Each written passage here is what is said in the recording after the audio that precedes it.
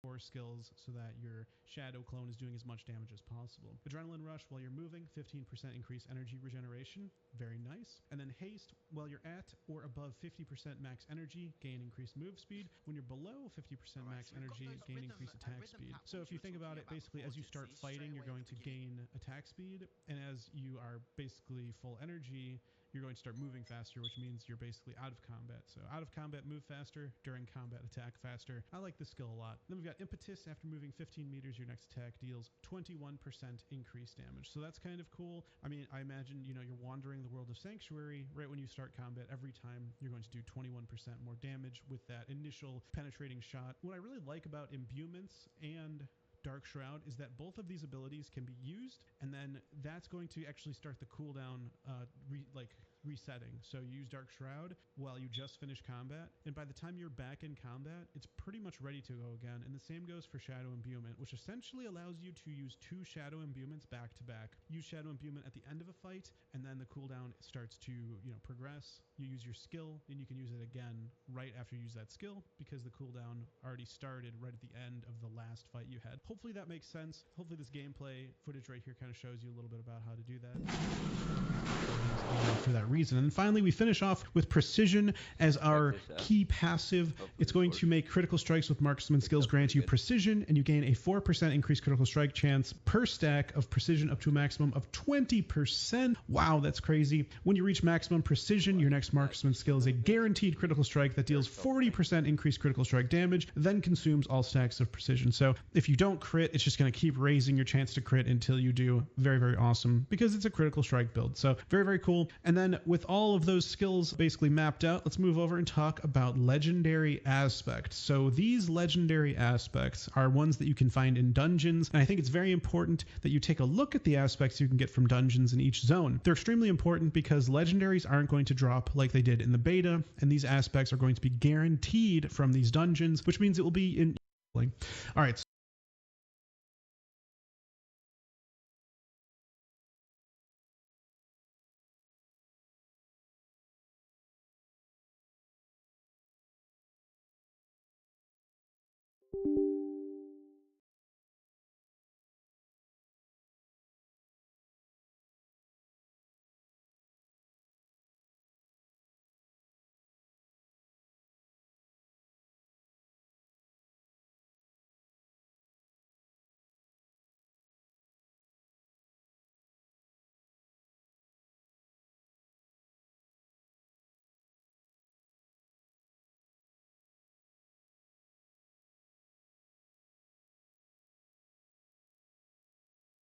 We'll go ahead and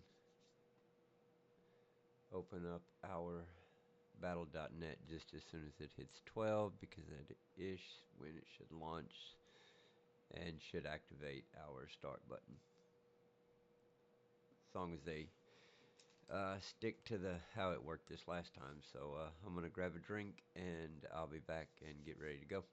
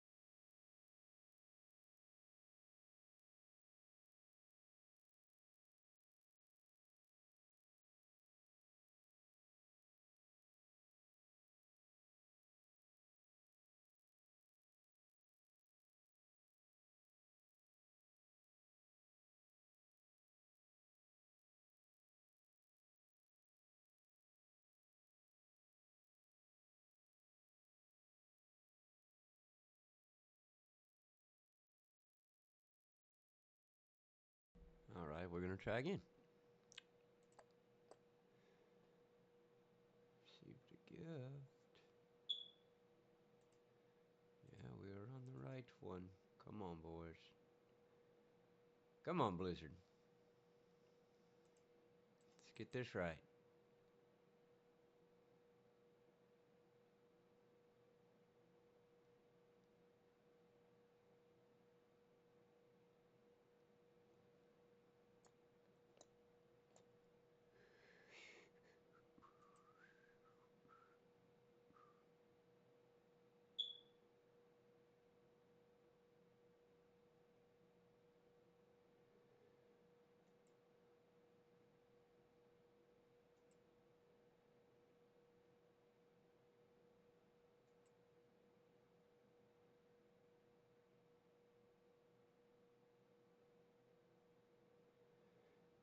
Yeah, well, what is going on, Blizzard? Come on now.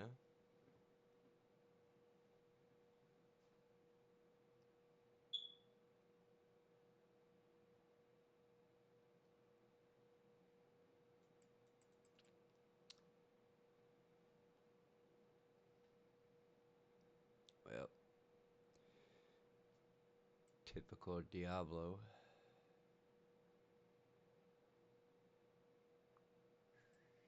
We'll watch a video while we wait. Everybody get up, it's time to slam now. Come on and slam, and welcome to the jam. Come on and slam, if you wanna jam. Everybody get up, it's time to slam now. We got a real jam going down. Welcome to the Space Jam. It's your chance, do your dance at the Space Jam. Alright. Wave your hands in the air if you feel fine. Y'all ready to jam? Come on. Alright, we're gonna try backing out one more time.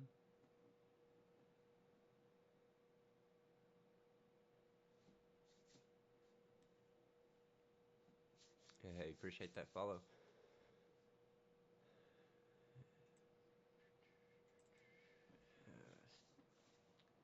Still nothing. But that's typical for Diablo.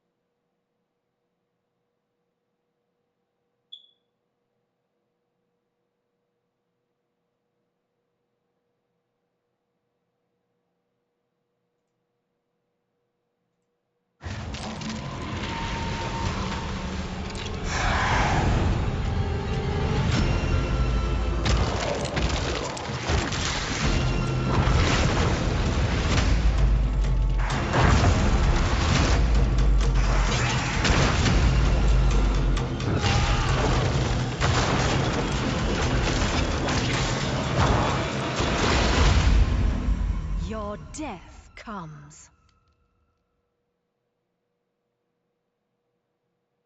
Yeah, we'll just see how much they nerf the Necro.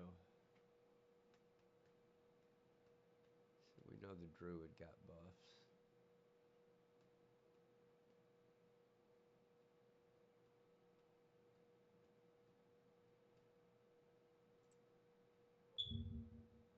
Hey folks, this is Riker with a video on the latest Diablo 4 developer update. The main topics were seasons and the Battle Pass. During this dev livestream, we learned roughly when Season 1 will launch and exactly how pay-to-win Diablo 4 will be. Also, they may have accidentally leaked what the theme of Season 1 will be. On the panel was Diablo community lead Adam Fletcher, Diablo franchise general manager Rod Ferguson, Diablo 4 associate game director Joe Pipora, and Diablo director of product management Kagan Clark. Now, before they dove into the meaty discussion about seasons, one thing they clarified was that any purchases made on one platform will apply to other platforms.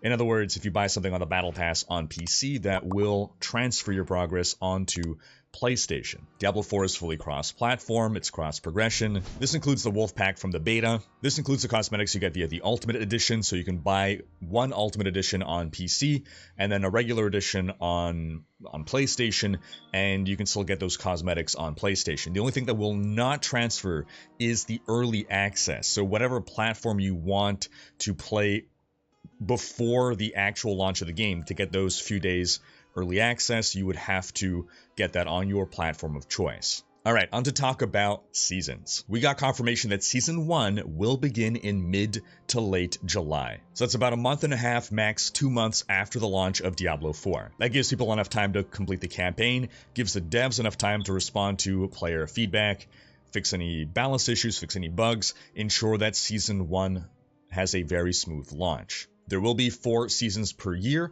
on a quarterly basis, so 3-month seasons. Then they explained that every season is built around a theme, and that theme effectively informs all the decisions from a design perspective around that season, from the cosmetics to the gameplay elements to the mechanics to the quests. There will be new story that comes with the seasons, but it will not be main campaign story. So the campaign will continue to evolve over the course of expansions, but not during seasonal content, so the main narrative of Lilith and Anarius. But what will come with seasons is new narratives and stories, again built around that seasonal theme, new quests that introduce you to the mechanics. Every season will basically be its own self-contained story. So they gave as an example, that is not the real example, if Season 1 had zombies as a theme, then the questline would involve zombies rising up throughout the world, and the Battle Pass could have zombie-themed cosmetics.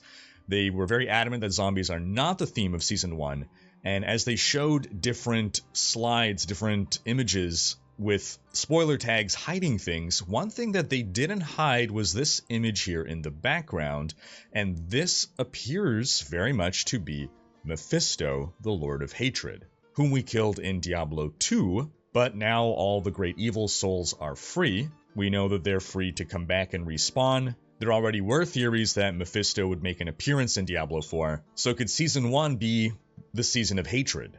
Or, is this just some fancy artwork? Anyway, back to seasons. Every season is going to introduce new, fresh gameplay experiences.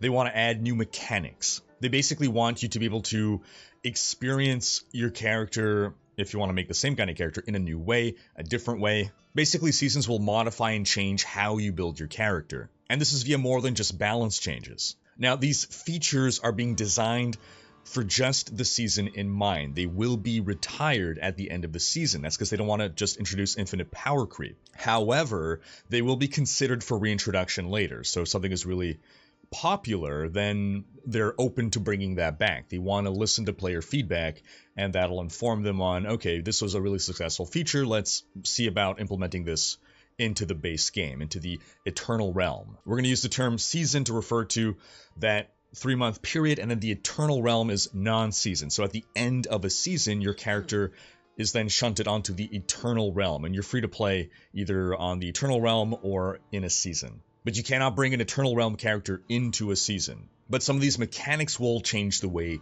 your gear may work or your skills may work. Seasons also come with a seasonal progression system. You have the season journey that'll be similar to Diablo 3's, which is basically a set of objectives to complete throughout the season for rewards, but different from Diablo 3's, you don't have to get every objective. It'll be like do, 7 out of these 10 things for argument's sake. So if there's one thing you really don't want to do, like PvP, you don't have to do that objective. And you'll want to progress through the season journey because of the rewards, which could include something like, at the end of a chapter, a big pack of crafting materials. You could also unlock legendary aspects this way. In fact, as they add new legendary items and legendary powers into the game, instead of those new legendary powers being attached to existing dungeons, because normally you complete a dungeon to unlock a legendary aspect into your Codex of Power, now you can get it through the season journey, and these will generally be tied to the new legendary aspects or powers being added to the game as part of a season. Not all, but some of them will be added to the Codex of Power. Now, another reason for doing the season journey is that every objective you complete gains you something called favor. And this is the tie-in to the Battle Pass. Favor is what moves you along the Battle Pass. Now, the Battle Pass has one free tier and two paid tiers. You have your premium tier and your accelerated premium tier. Now, again, to advance along the Battle Pass, you're going to need to gain favor, and you gain favor either by completing objectives in the season journey or just by playing a seasonal character through regular play. Things that you will be doing as part of regular play will earn you favor. So the free track is obviously free. The premium track is going to be roughly $10 US, and the advanced premium track is going to be about $25, and that includes a 20 level skip, so you just zip ahead instantly 20 levels on that premium battle track. And there's also a special cosmetic attached to that advanced battle pass. The free track has a total of 27 tiers to get through. And what you get on the free track is something called Smoldering Ashes. Smoldering Ashes are how you will buy power, but there is no way to spend money to get Smoldering Ashes. So, with your Smoldering Ashes, which you get for free, and you cannot spend money on, you can then spend those in-game on a couple different things that will help you, or more specifically help you on alt characters, either level them up faster or otherwise gain some in-game power benefit. On the paid battle passes, there's only cosmetics. There are no Smoldering Ashes. So the parallel here is Diablo 3 Season Journey.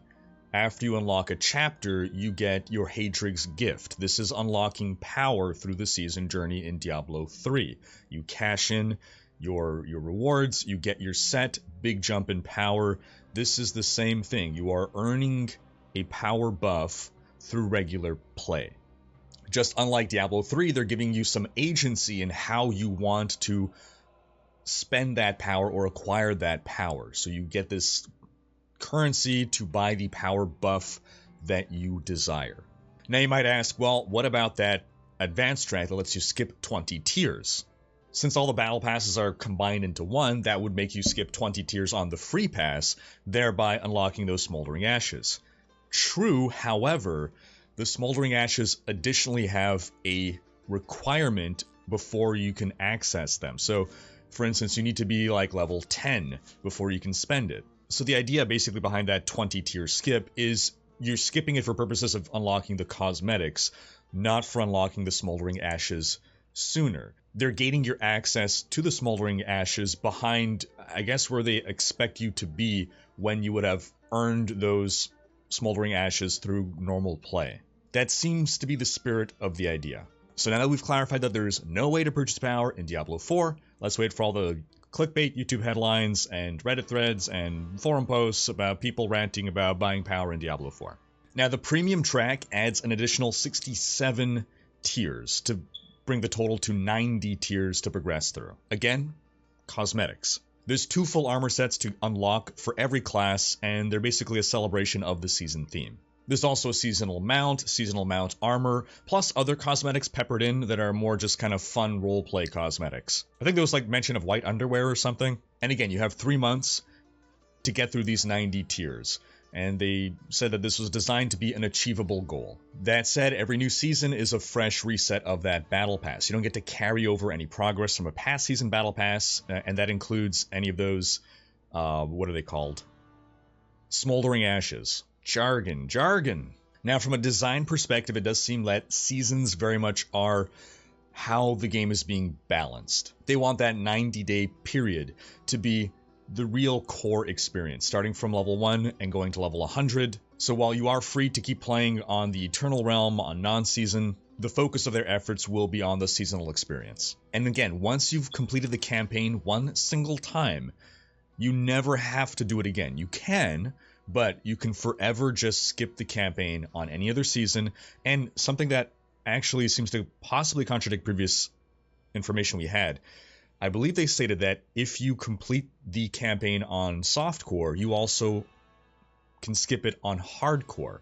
I thought that they said you had to do one campaign skip on softcore and one on hardcore, but that does not appear to be the case apparently. Now, if you don't skip the campaign, the seasonal content only unlocks after you've completed the campaign. So that's an extra incentive to, you got a month and a half before Season 1 starts to finish the campaign. That's plenty of time. Get the campaign done so that when Season 1 launches, you can go boom right into non-campaign mode and start experiencing the new content. Another reiteration, at some point in the campaign, you unlock a horse, which is estimated to be around level 30, but that really depends on how you play through the game. If you, are just beelining the campaign, maybe it'll be sooner. If you're skipping, or if you're not skipping and doing all the side content, it could be later.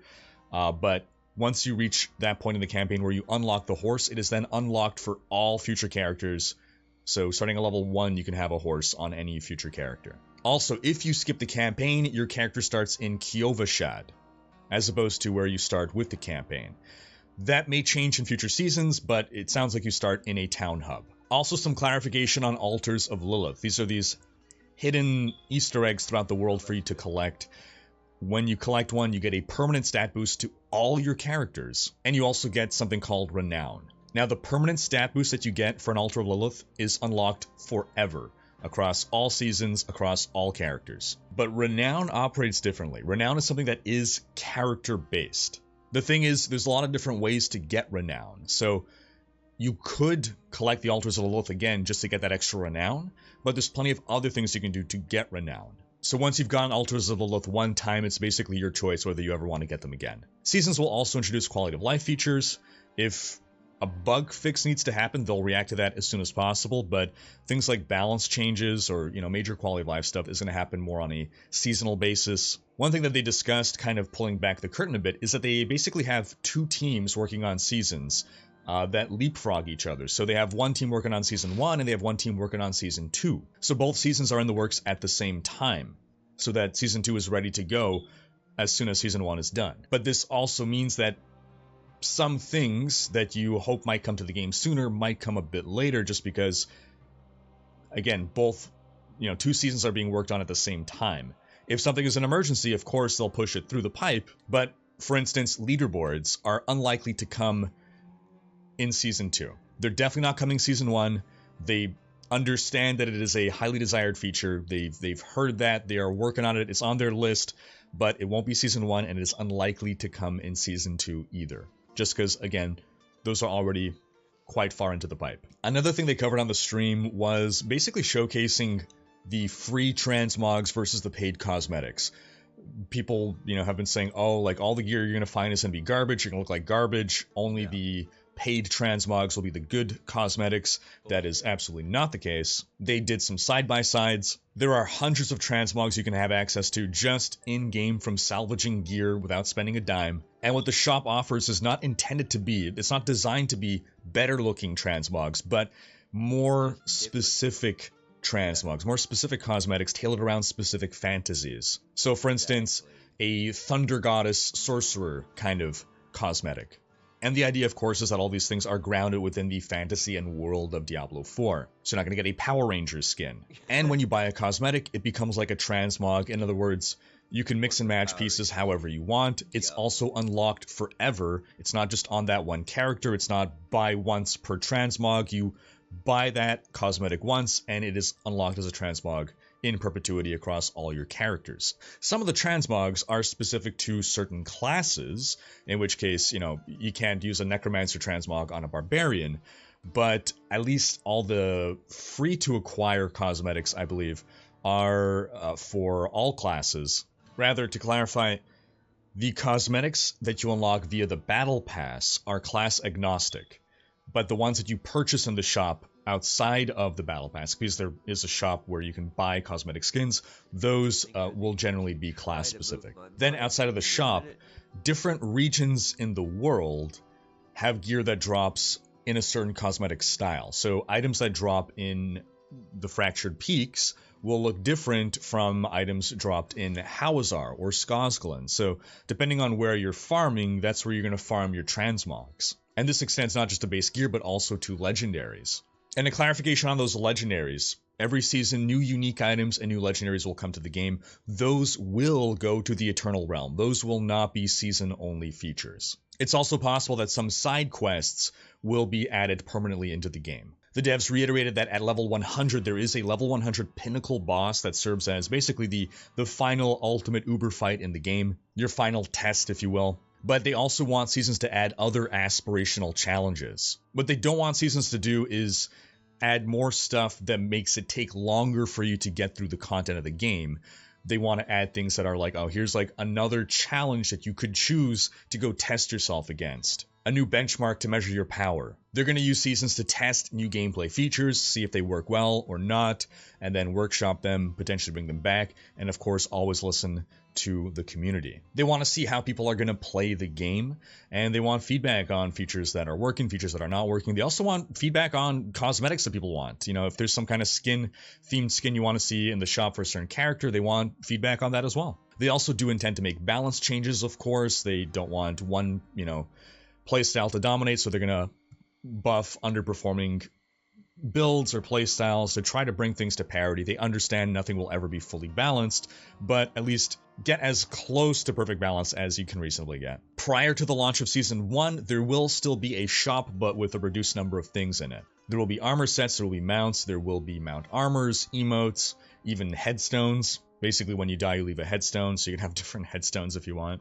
They also specified that if you do buy the Premium Battle Pass late, as in, not at the start of the season, you will retroactively get whatever rewards you've passed along the track. Also, the season journey is something that you can gain progress on, not just by doing season stuff, but also by playing through the campaign. And the season journey rewards may change season to season. In fact, some are likely to be themed to the season theme. Now, one question that was asked from the audience was, will the shop have any...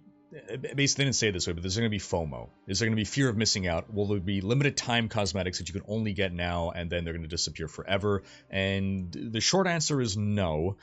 The longer answer is that you're going to get a sort of personalized shop experience that's going to rotate on a weekly basis. And I guess it's going to be some kind of AI that's going to try to recommend you things that it thinks you will be interested in, I guess, based on the classes that you're playing. But when something gets rotated out, it's not vaulted and gone forever. It can always be rotated back in a future week. Something that wasn't 100% clear, but it sounds like you also possibly have the ability to just peruse literally every item. It was specified that outside of the recommendations you're given, you can go look and see what's available for every class. It wasn't explicitly stated that that gives you access to the entire catalog. So, a little bit of a question mark there, but again, the short answer is nothing will be gone forever. You can, at worst, buy something in a future week. Effectively, it's just that there's only so much screen real estate, and they don't want to bombard you with, oh, here's 200 cosmetics after this game has existed for, a year. Now, outside of the shop, there are also unlockable cosmetics through challenges or achievements. Some trophies, some mounts, some titles you'll get just by achieving things in the game. One example being in the upcoming Server Slam, if you defeat Ashava while you are level 20 and not one single level lower, you will get the special Cry of Ashava mount trophy. And Seasons will explicitly include new titles as well. Titles is something that maybe you didn't notice, but on your character you can pick, I think it's a prefix and a suffix to name your character, and there's a lot of fun names you can come up with there. I think Trash Goblin was one of them, maybe? And as a point of clarification, if you skip the campaign, you're still starting at level 1. You cannot start at higher level than level 1. And as a heads up, the pre-download for the Server Slam beta is already available. Server Slam starts Friday at 12 p.m. Pacific. That's noon, and it'll end on Sunday, May 14th at the same time. And as that wraps up this video, just to note that this is the final dev update before the game releases. These will continue post-release, but we're not going to hear from them again before June 6th. The date's approaching. Again, I'm trying to finish my lore series, get caught up on Diablo 4 by the time D4 releases. I put out a lore video recently on the Diablo 2 expansion, Lord of Destruction. I'm currently working on a lore video for Diablo Immortal. Diablo 3 will come next, and then we should be caught up. But what do you folks think of this dev update? Sound off in the comments with your thoughts. Thanks for watching. Special thanks to my Twitch, Patreon, and YouTube supporters for making these videos possible. If you like what you see on this channel and want to support the creation of more content, you can consider pledging on YouTube or Patreon and unlocking behind-the-scenes content, monthly virtual hangouts, and more. If you enjoyed this video, please share it. Check out these other videos, and subscribe to join Rikers Raiders for more Diablo content. Hey folks, this is Riker, and I got to co-host the latest Diablo 4 developer live stream update. Blizzard invited me to come play the game for a few days, talk to devs, and then co-host the stream and ask some questions, shed some insight into my experiences. Adam Fletcher would typically host these updates, so I was there to be the relief. I was there to be the Riker to Adam's Picard. So in this video, I'm going to talk about that, my experiences with playing the game. So as I dive now into that, what's it like to play Diablo 4 Endgame, I'm just going to say that this video will be more conversational, more live stream-like, a little less edited than my regular videos, less edited, less produced, less scripted than my regular videos. So first off, I was given a suite of endgame characters to play. I got to play every class. The characters they had set up for me ranged in level from 45 to 75. And jumping in, the first thing that I wanted to do was take that level 45 rogue and go do the capstone dungeon. So to clarify, you finish the campaign. After that point, you can unlock the full suite of endgame content via completing your first capstone dungeon. That's how you unlock the third world tier Nightmare. But this dungeon is level 50. The monsters will not scale down to your level. So I'm assuming they gave me a 45 character because maybe that's the level I could expect to be when I finish the campaign, and if I want to go dive straight into that capstone dungeon. I should say that the gear that I was given was, the character was pretty well geared. Again, I was playing a rogue. It was my favorite class going into this whole event. There was a synergistic build put together, and as soon as I go into that capstone dungeon, I'm like, whoa, alright, this is significantly more challenging than I expected. It's taking long to kill monsters, and as I progressed my way through, I started to reach a point where I'm fighting these champion monsters, and they kicked my butt. I died, and like I said on the stream, I'm one of those people that was saying, veteran is too easy, can we increase the challenge of veteran? My understanding is the capstone dungeon is intended to be reflective of nightmare difficulty. Now, what I should have done at that point, or what I should have done instantly, was realize, okay, I should go power up before tackling this. The game is telling me, you're not good enough, but I treated it like it was Dark Souls. I really, really, really wanted to unlock nightmare difficulty, so I figured, okay, 45, I should be able to do this if I muscle through. I rode the struggle bus for far too long, I died far too many times, but I made it past those elites onto, I don't want to give spoilers here, I'll just say there was a boss fight after that, and I had to learn the mechanics. Altogether, I had to go back. I had to do some upgrades. I changed my build a lot. I re-specialized a lot into single target damage. This was even before, just to handle the elites. I actually went back to town and I crafted, fully upgraded all of my gear. I didn't change the gear that I had, but I used the crafting system to upgrade the gear to its max to be able to put out enough damage to actually take down the boss fight. So overall, I would say that it's a gear check and a skill check. Now, I'm not a pro player. I am, I'd say maybe I'm above average. If you look at the grand scale of all players that play, sure, I'm above average, but I am nowhere near a super skilled player. In the beta, I hardly died. I pretty much only died against Ashava, just to give you some ballpark of, I'm not total garbage, but I'm sure that there will be pro-level players that will be able to handle that encounter with either fewer deaths or no deaths. But again, if you're hardcore, I would not just waltz in casually.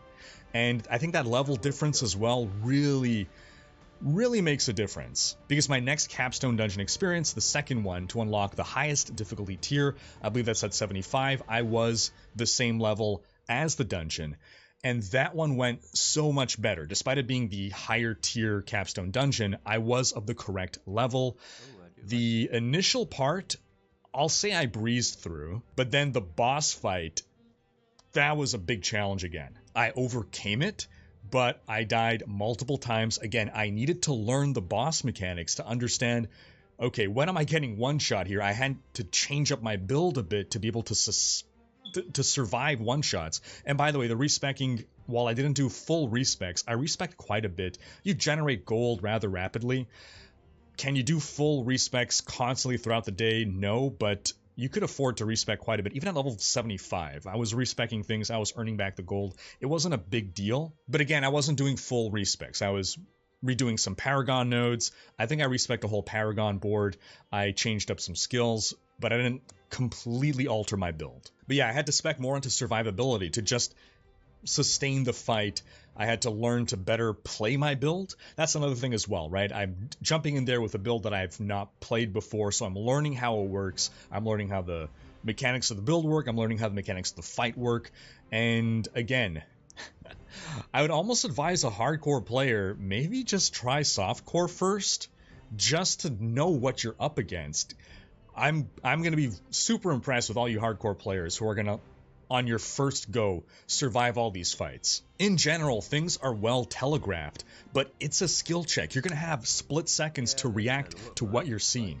And if you're not spec for survivability, there will be one-shots. At that point, I was playing a sorcerer, and I basically changed my build around to generate shields every time I used a cooldown, and I was timing my skills in cadence with the boss's attacks to ensure that I always had a shield up whenever one of his attacks were coming, because I had a lot of difficulty dodging some of the boss attacks. And again, if you're off by that fraction of a second, bam, it was enough damage to one-shot me if I didn't have my shield up. So again, I wiped against that boss multiple times, but it felt so good to overcome the challenge and then unlock that highest tier difficulty. I would say that the capstone is on average more difficult than the average content of that world tier. That is, if you're just out, in the open world, it's not like everything there is going to be as challenging as the capstone.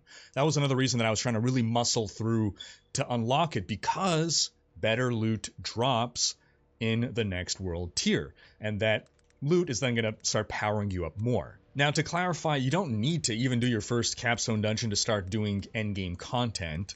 You just only get access to Nightmare Dungeons and Helltide once you are in the World Tier 3 Nightmare. Before that, though, you could be doing the Whispers of the Dead. That's typically how you would get your first Nightmare Sigils. So Nightmare Sigils are used to open Nightmare Dungeons. You get your first of those via the bounties, the Tree of Whispers. In my case, I was given characters that had a full inventory of Nightmare Sigils, so that I didn't have to farm that stuff up. So Nightmare Dungeons will be a core part of the endgame loop. You're going to start again by getting your first Nightmare Sigils. They're going to be like the tier 1 ones. They have different tiers of escalating difficulty.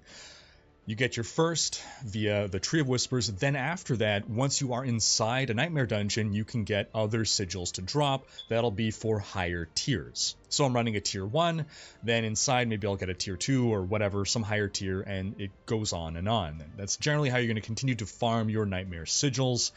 If at some point you're unhappy with the sigils that you have, you can break them down into crafting materials and craft your own Nightmare Sigils at the Occultist. This could be either because you want higher tier ones, so you're gobbling down your lower tier ones to get higher tier ones, or you, you hate the map, you hate the dungeon, or you don't like the affixes that roll, because there's randomization of the affixes that roll on those Nightmare Sigils. Now, the sigils come in, I'm going to say tiers again.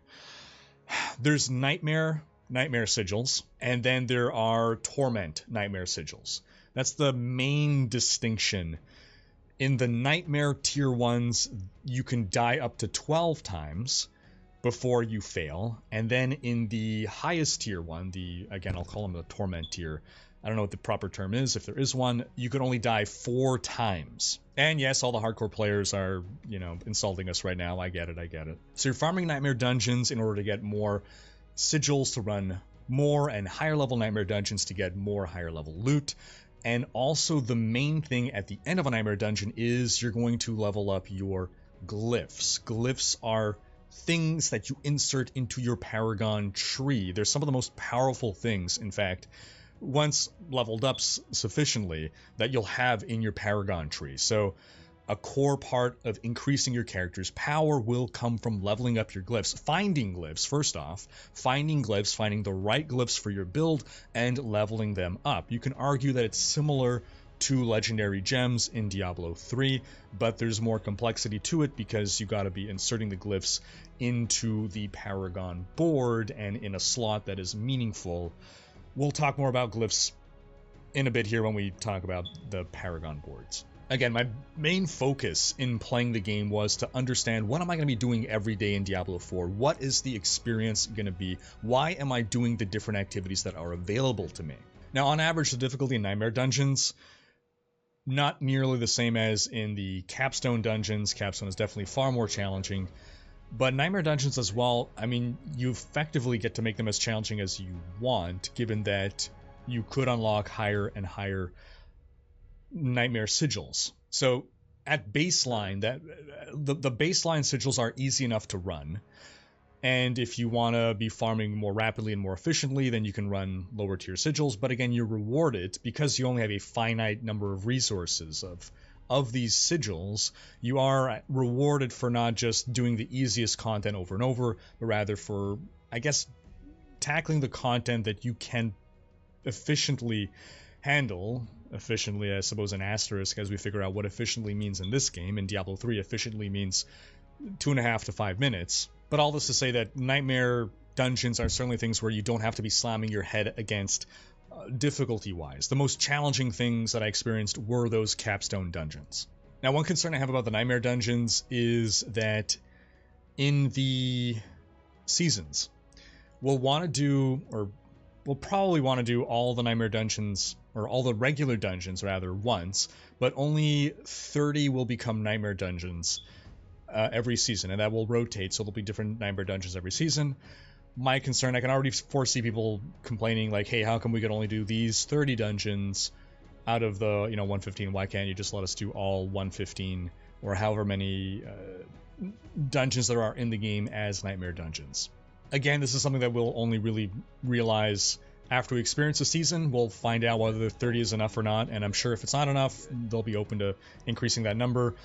So that pretty much covers the Nightmare Dungeons. Then there's Helltide. And Helltide is where you can target farm-specific item drops. We'll explain why in a bit. As well as it's pretty much the only place that you can get certain important crafting materials. So these, the Helltide and the Nightmare Dungeons, are part of your core gameplay loop at the end. You have reason for wanting to do both of them, and there are things in each that you cannot get in the other. That said, it sounds like XP farming will not be relegated to one or the other. I asked about this, and they said monster density should kind of be the same, so it's not like in Diablo 3, for instance, where there is an activity to do that is the maximum XP farm. Asterisk, I'm sure pro gamers will find what is the most effective thing to do for XP farm, but from a design perspective, nothing is designed to be, oh, this is what you want to do to grind XP. So I think we didn't have time to really dive too much into it, but Helltide has a bunch of random events that can spawn within it that are different and distinct from the random events that naturally spawn in that zone. So Helltide is basically something that takes over an existing zone in the game. It, in addition to having the regular monsters spawn there, it starts to spawn demons.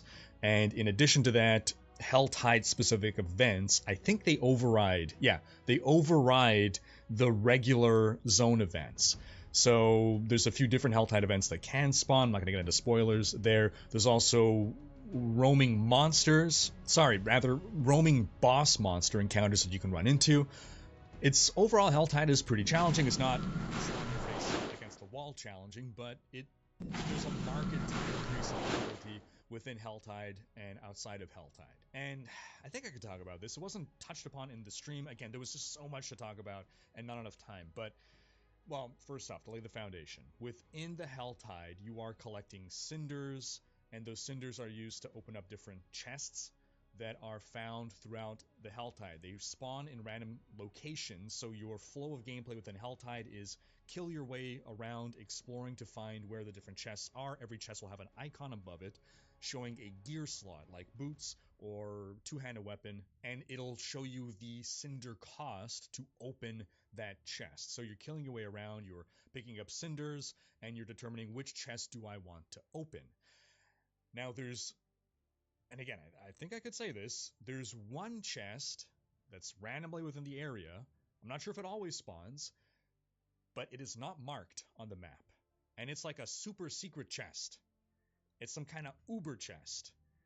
And I think typically randomly roaming around the area near said chest is some uber boss. So high risk, high reward, beware. You're encouraged to scout around, find things. Because again, if you die in Helltide, you lose half your cinders. They don't drop on the ground, they are gone. Helltide lasts 1 hour, so my first Helltide, I joined in with only 20 minutes left, so I only could farm up a certain amount of cinders. But you want to be making choices again on, alright, what gear slot am I target farming for? If you're searching for unique items, for instance, you know exactly what unique you might be hunting for. Maybe a Shaco, a Harlequin crest, rather. You're going to be looking for that, you know, okay, helm, I got to find the helm slot. I'm going to go for that. Or if you just have one slot that's really weak and you want to upgrade it, you can target farm for that. The odds of getting good rewards in general seems pretty good. And the spawn rate of Helltide seems to be 1 hour on, 1 hour off. So once one Helltide ends, the next one will start an hour later in another random location within the world. In the meantime, you could be doing your Nightmare dungeons, you could be doing your Whispers, you could be doing world bosses, or if you happen to spawn at the right time.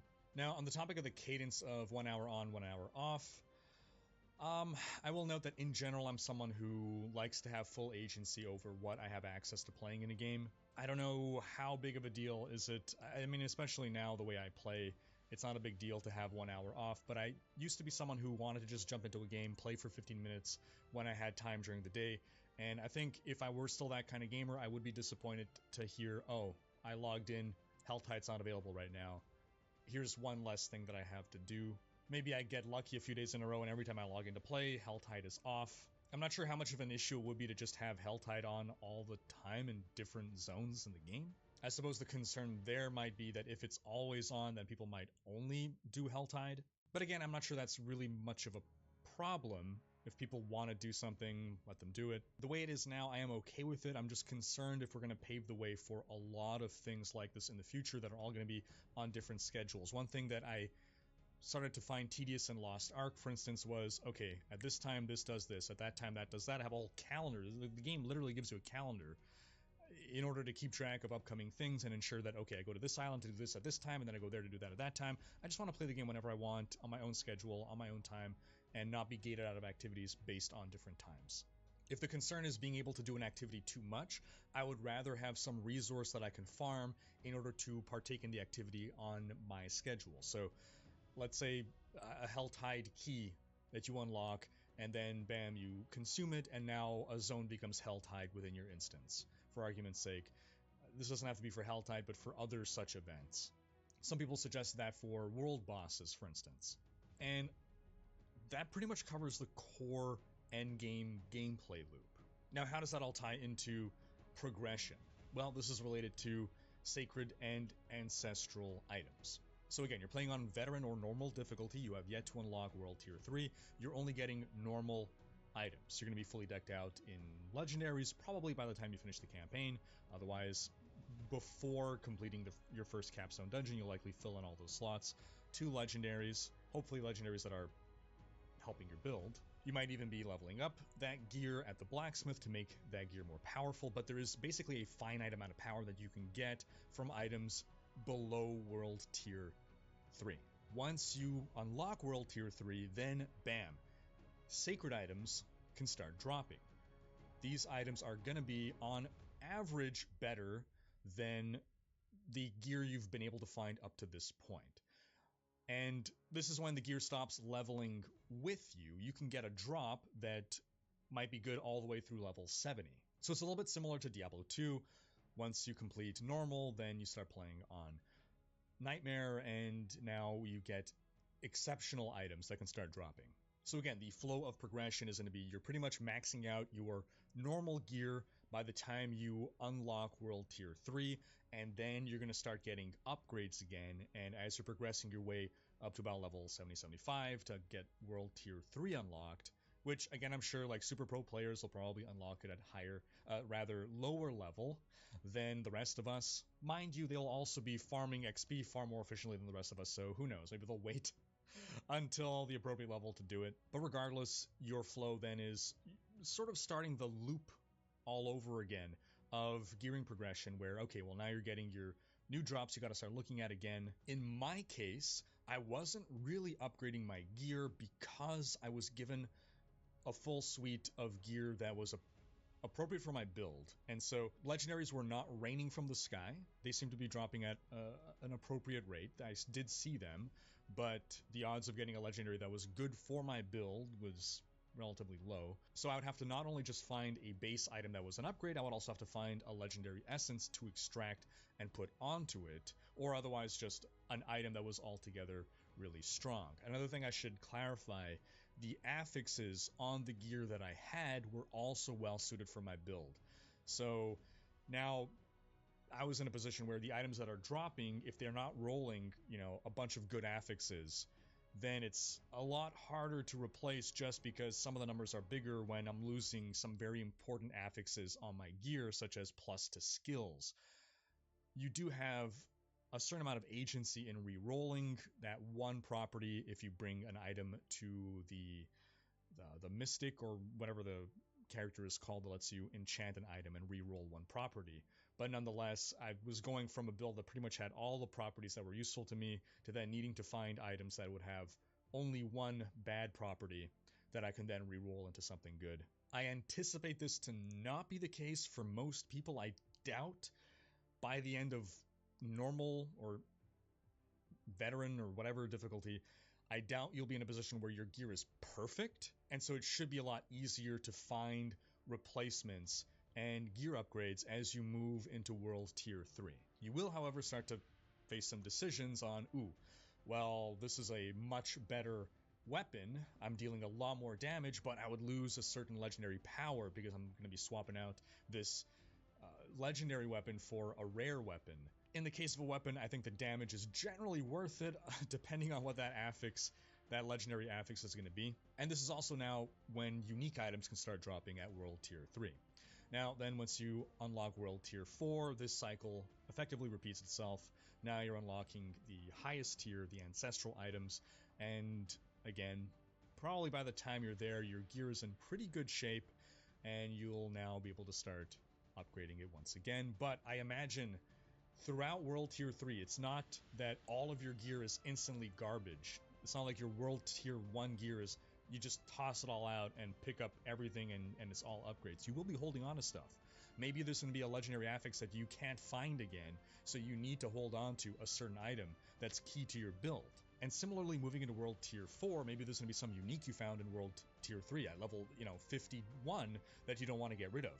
Maybe that's your GG item for the rest of, all the way up to level 100. You might have a few gear slots that you're going to be holding on to because, I got these really good rolls.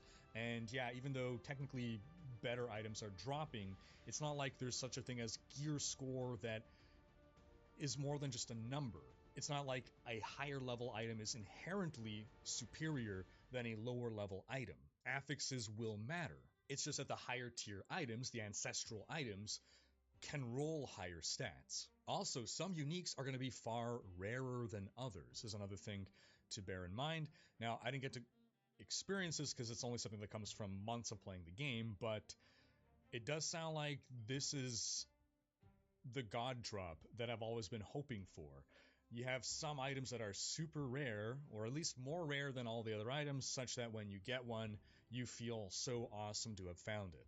This is something that I was hoping for D4. Sounds like it should be in the game. Alright, now for the Paragon boards. I was someone who, when I first saw the Paragon boards, I guess a while ago, I wasn't terribly impressed with them. I just sort of had the idea that, okay, it's going to be a board with some random, selection of pseudo-random attributes, lots of +2 basic stats, and then you're going to have that legendary node that is probably going to be the only real interesting thing on the Paragon board. But I had my eyes opened when I saw the assortment. I think every class gets, I want to say, 7 to 8 Paragon boards. They are all themed around that central legendary power. And that's the part that made them really interesting to me. I started to now, it completely changed my perspective on Paragon boards. I started to think of it more like, it's almost like an ascendancy class in PoE, or a prestige class in Dungeons and Dragons, or, Last Epoch has its specialization class as well, sort of thing. Not quite to that extent, because you can select eventually multiple boards, but on the Necromancer, for instance, like, okay, here's a board that is for the ultimate minion Necromancer. So that central legendary node does something very powerful. I think on average, the legendary powers on the Paragon board are more powerful than legendary affixes. So this is something significant. By the way, the legendary power or unique power on a unique item is a couple times.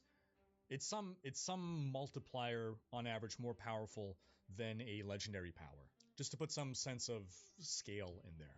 So you have, in order of increasing power, I believe you have your basic legendary powers, you have your Paragon board legendary node, and then you have your unique affix, or unique legendary power, that would be the most powerful of the three, on average. But going back to the Paragon board, so again, you have your Summoner Necromancer. That legendary power is something that is comparable to, in design, a legendary power on an item, but a little bit more powerful. And then you have your rare and your magic nodes that are thematically tied in. So the least interesting thing on the Paragon board is just the basic nodes, where it's just +2 different stats. And there's no such thing as main stat in D4. You could want different stats on your character for different reasons, whether you're going for more crit, or whether you're going for more resource generation, or what have you. Sometimes even your glyphs will make you want to build for a certain stat, because there are mechanics within the Paragon board that turn on or activate based on how much of a certain stat you have. So you might find yourself building a stat for the sole purpose of unlocking a better effect on the Paragon board. From a design perspective, this was the idea of, okay, in D2, for instance, there are certain items that you cannot equip unless you have X strength. They wanted to take that same concept, but make it less punishing and move it elsewhere. So they have it on the Paragon board where, well, if you don't have this amount of a certain affix, you won't get this more powerful bonus effect. So to use as an example, on the Paragon board for the Ultimate Summoner Necro, the legendary power could be something like your minions deal 10% more damage for each minion type you have, thereby encouraging you to use all the different minions and rewarding you for doing so. Then your individual rare nodes could be stuff like plus 15% damage to Skeletal Mage. And then the blue nodes could be something like plus 5% to minion armor. But they're basically all themed, again, outside of the regular nodes, they're all themed around the central theme and fantasy of the Paragon board. Now, one issue with the Paragon boards is you can't plan ahead. There's currently no planner built into the game. So once you unlock the Paragon boards, well, now you might want to completely change your build, or otherwise, I guess what you would do is you would see what build am I running now, which Paragon board best fits the playstyle that I'm going for. Alternatively, you might say, oh, dang, this is a really powerful Paragon board, or now that you're seeing them all, you might decide, okay, I want to combine these, and I'll completely respec my build around the Paragon board. Overall, I definitely hope that at some point they can add into the game a Paragon board planner. I'm sure that there will be external resources, websites that people can go to in order to do this planning. I just like when things are available to us within the game.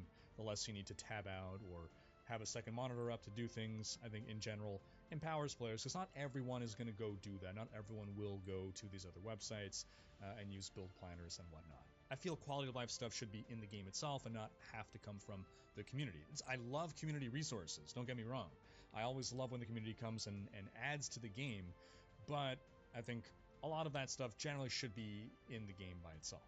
One of the issues is that you can't look at what the Paragon boards are unless you are currently at a gate node. That's one of the nodes that'll connect to a new Paragon board, so it just makes it more difficult to plan when you can't be just bringing up a menu that shows you the Paragon boards, unless you are literally in the process of adding a point to unlock a new Paragon board. But overall, I was someone who previously didn't think the Paragon system was that interesting until now I got a more holistic look at the Paragon system, and now I find it far more interesting.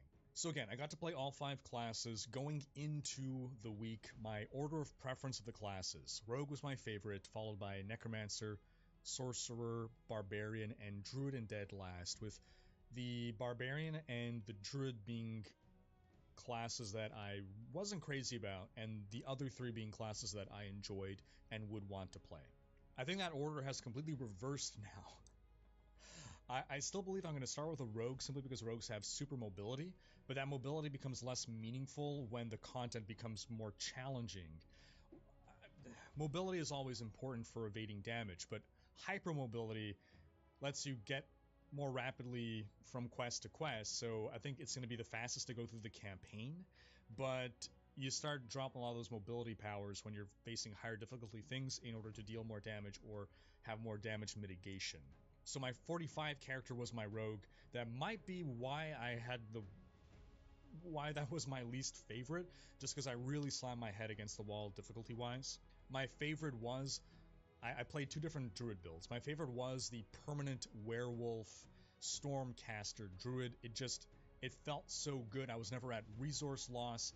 The build just gelled. Now, I need to stress, I was given fully synergized items and toolkits. These were fully put together and thought through builds. So what is the experience with just random gear on and a random build? I can't speak to that, but I just love the gameplay flow of that druid build. It felt so smooth, which was in stark contrast to my experience in the beta. And then my second favorite was a barbarian. It was a berserking build. It all revolved around benefiting from berserking as much as possible and buffing berserking, and again, it felt really good to play, really smooth. I'm not crazy about melee in general, so it was a step down from the druid with regards to just what I enjoy playing, but the build felt good. Then my third remained the sorcerer. I played a lightning build.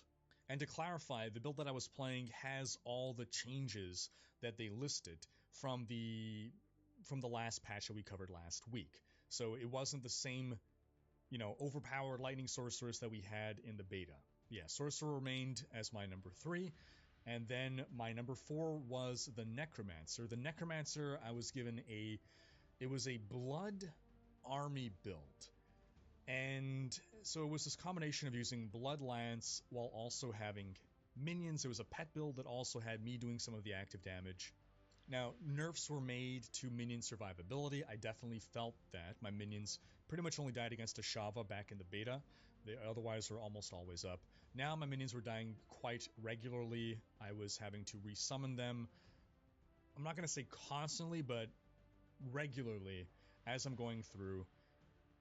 I would say that I never really reached a scenario where I was out of corpses. Or, that's not fair to say, no. I would be out of corpses sometimes, but I had a lot of means of generating corpses. So sometimes I wasn't at full minions. I had maybe a couple out, but on average, I was generating enough corpses at a regular enough rate to be replenishing my army. Minions, or Minion Necromancer, will remain non-targetable, as in it's Diablo 2 style where your minions just go out and do whatever they want, as opposed to Diablo 3 style where you can point to an enemy and your minions will target that enemy. That's not my preferred playstyle, but that's the decision they wanted to go with. There are people that like dumb minions that'll just go do their own thing, and again, not my preference, so I don't really see myself going Summoner Necro. I really like that ability to point at an enemy and say, please attack this. That said, it's not that I had a lack of things to do. I could still be, again, I had my Blood Lance, so I was still actively doing quite a bit of stuff during the combat. I'm just not fond of the haphazard nature of minions just being this chaotic force that are doing whatever they want and not being able to target something in priority. Because Diablo 4 is a game where you often do want to be targeting things in priority. So I could imagine on a full minion build where you have no damage yourself, maybe a Blood Cyst is going to appear on screen and you just gotta hope and pray that your minions are going to go attack it before it explodes and kills you. It would be cool if maybe they could at least add a legendary power or a unique somewhere that lets you choose to target. Maybe it'll do it that once you're at max minions, instead of summoning a skeletal priest, it'll send your minions to attack, and it... Alright, come on. Let's go. Let's go, let's go, let's go.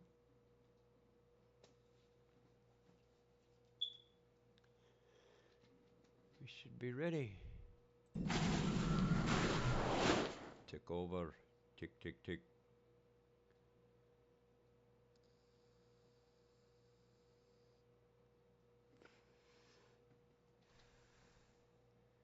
There we go.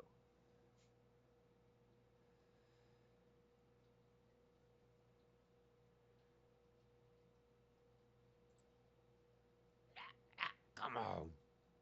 What is going on? Yeah, we're on service land.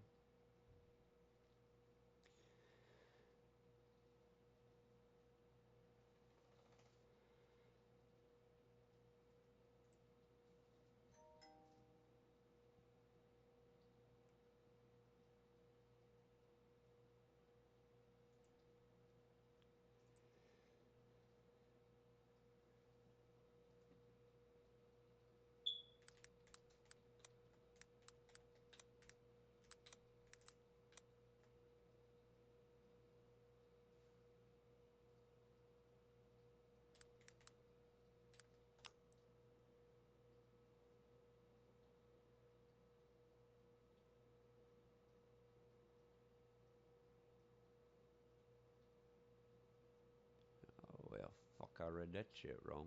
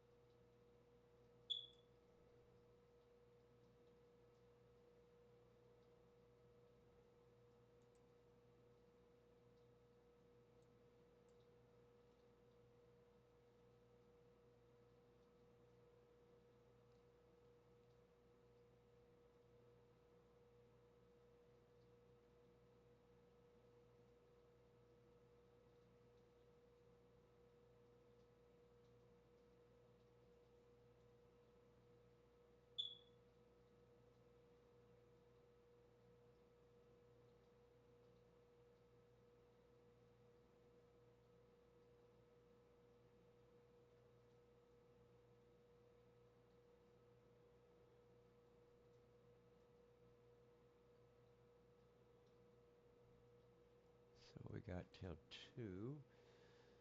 Let's see. Let's watch the video.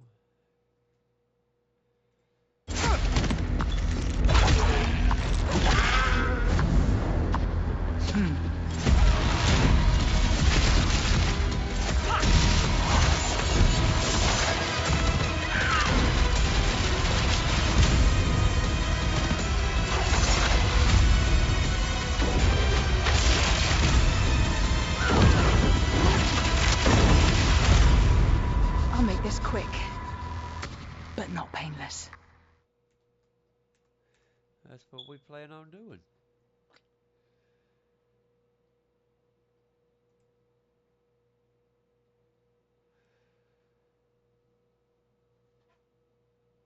Yeah, let's check out some of the new druid skills.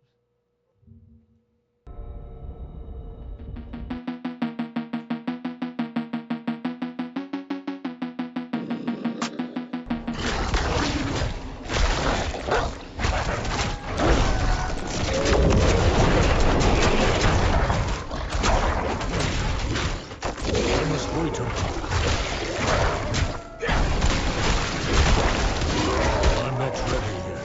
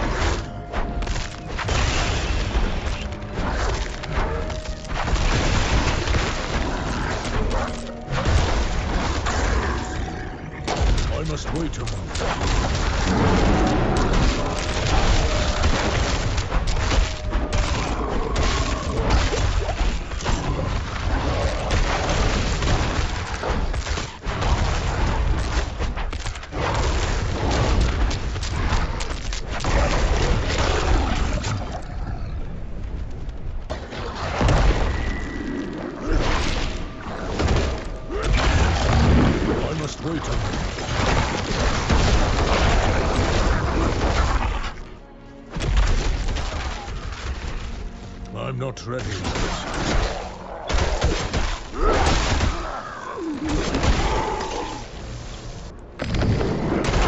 I must wait a moment.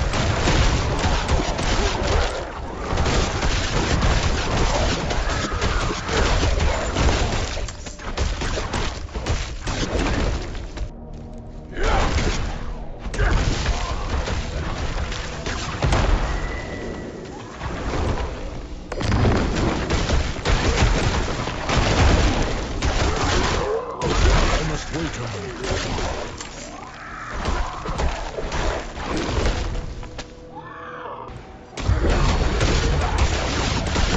I must wait a moment.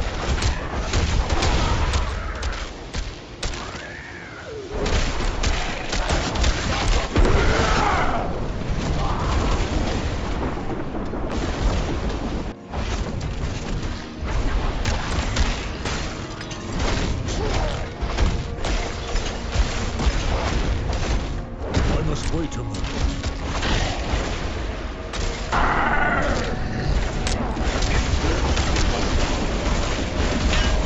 I'm not ready yet.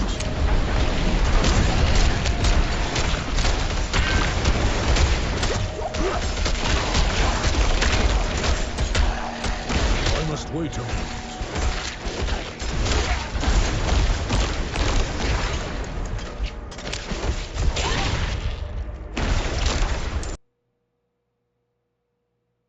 Huh.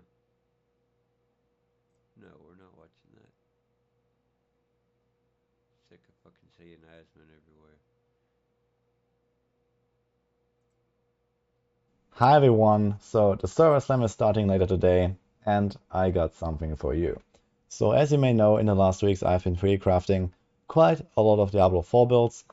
So this is what I've been doing on stream actually, talking about my own builds, about my own ideas, making those setups, and also other viewers coming in, sending me their builds to have me check them and we discuss and these kind of things. If you want to have your own builds checked, then feel free to stop by on the stream whenever I do that, or now during the weekend for example, and we can take a look at it together. But of course, now for the Server Slam, I have prepared a bunch of builds here. So we have some leveling builds here. I'm just gonna open all of these here. So I have them all on my Discord as well. So in case you just want to grab a link or something, I have my Discord server here. There's a Diablo 4 section right at the top. And here are the builds that I made. So all of these are Shava builds here, and all of these 1 to 20 leveling builds are Oh, yeah. Where's his Discord?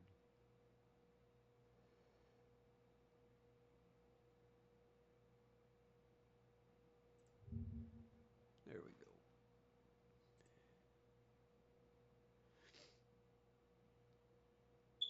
Got it.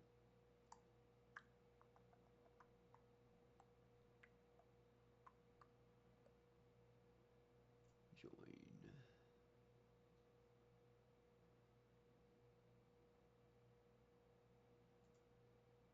Rogue.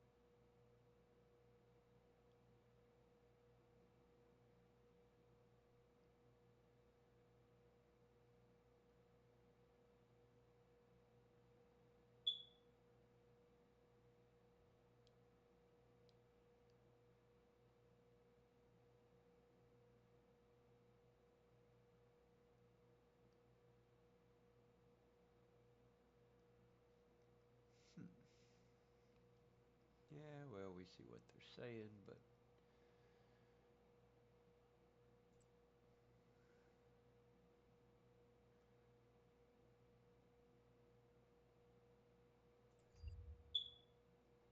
we'll go back.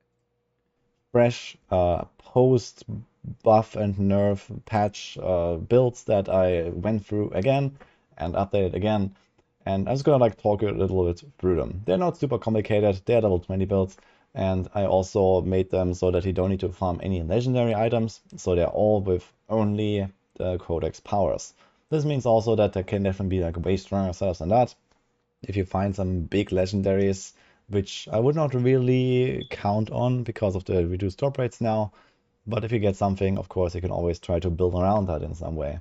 These are just basic setups that require absolutely nothing, and I expect to work reasonably well based on all the stuff that I've seen from last time. You might remember my video, I leveled 8 characters. I think I've played like 20 different builds during the open beta weekends, and you know, I have a bit of an understanding of how all the classes work with basically all of the builds.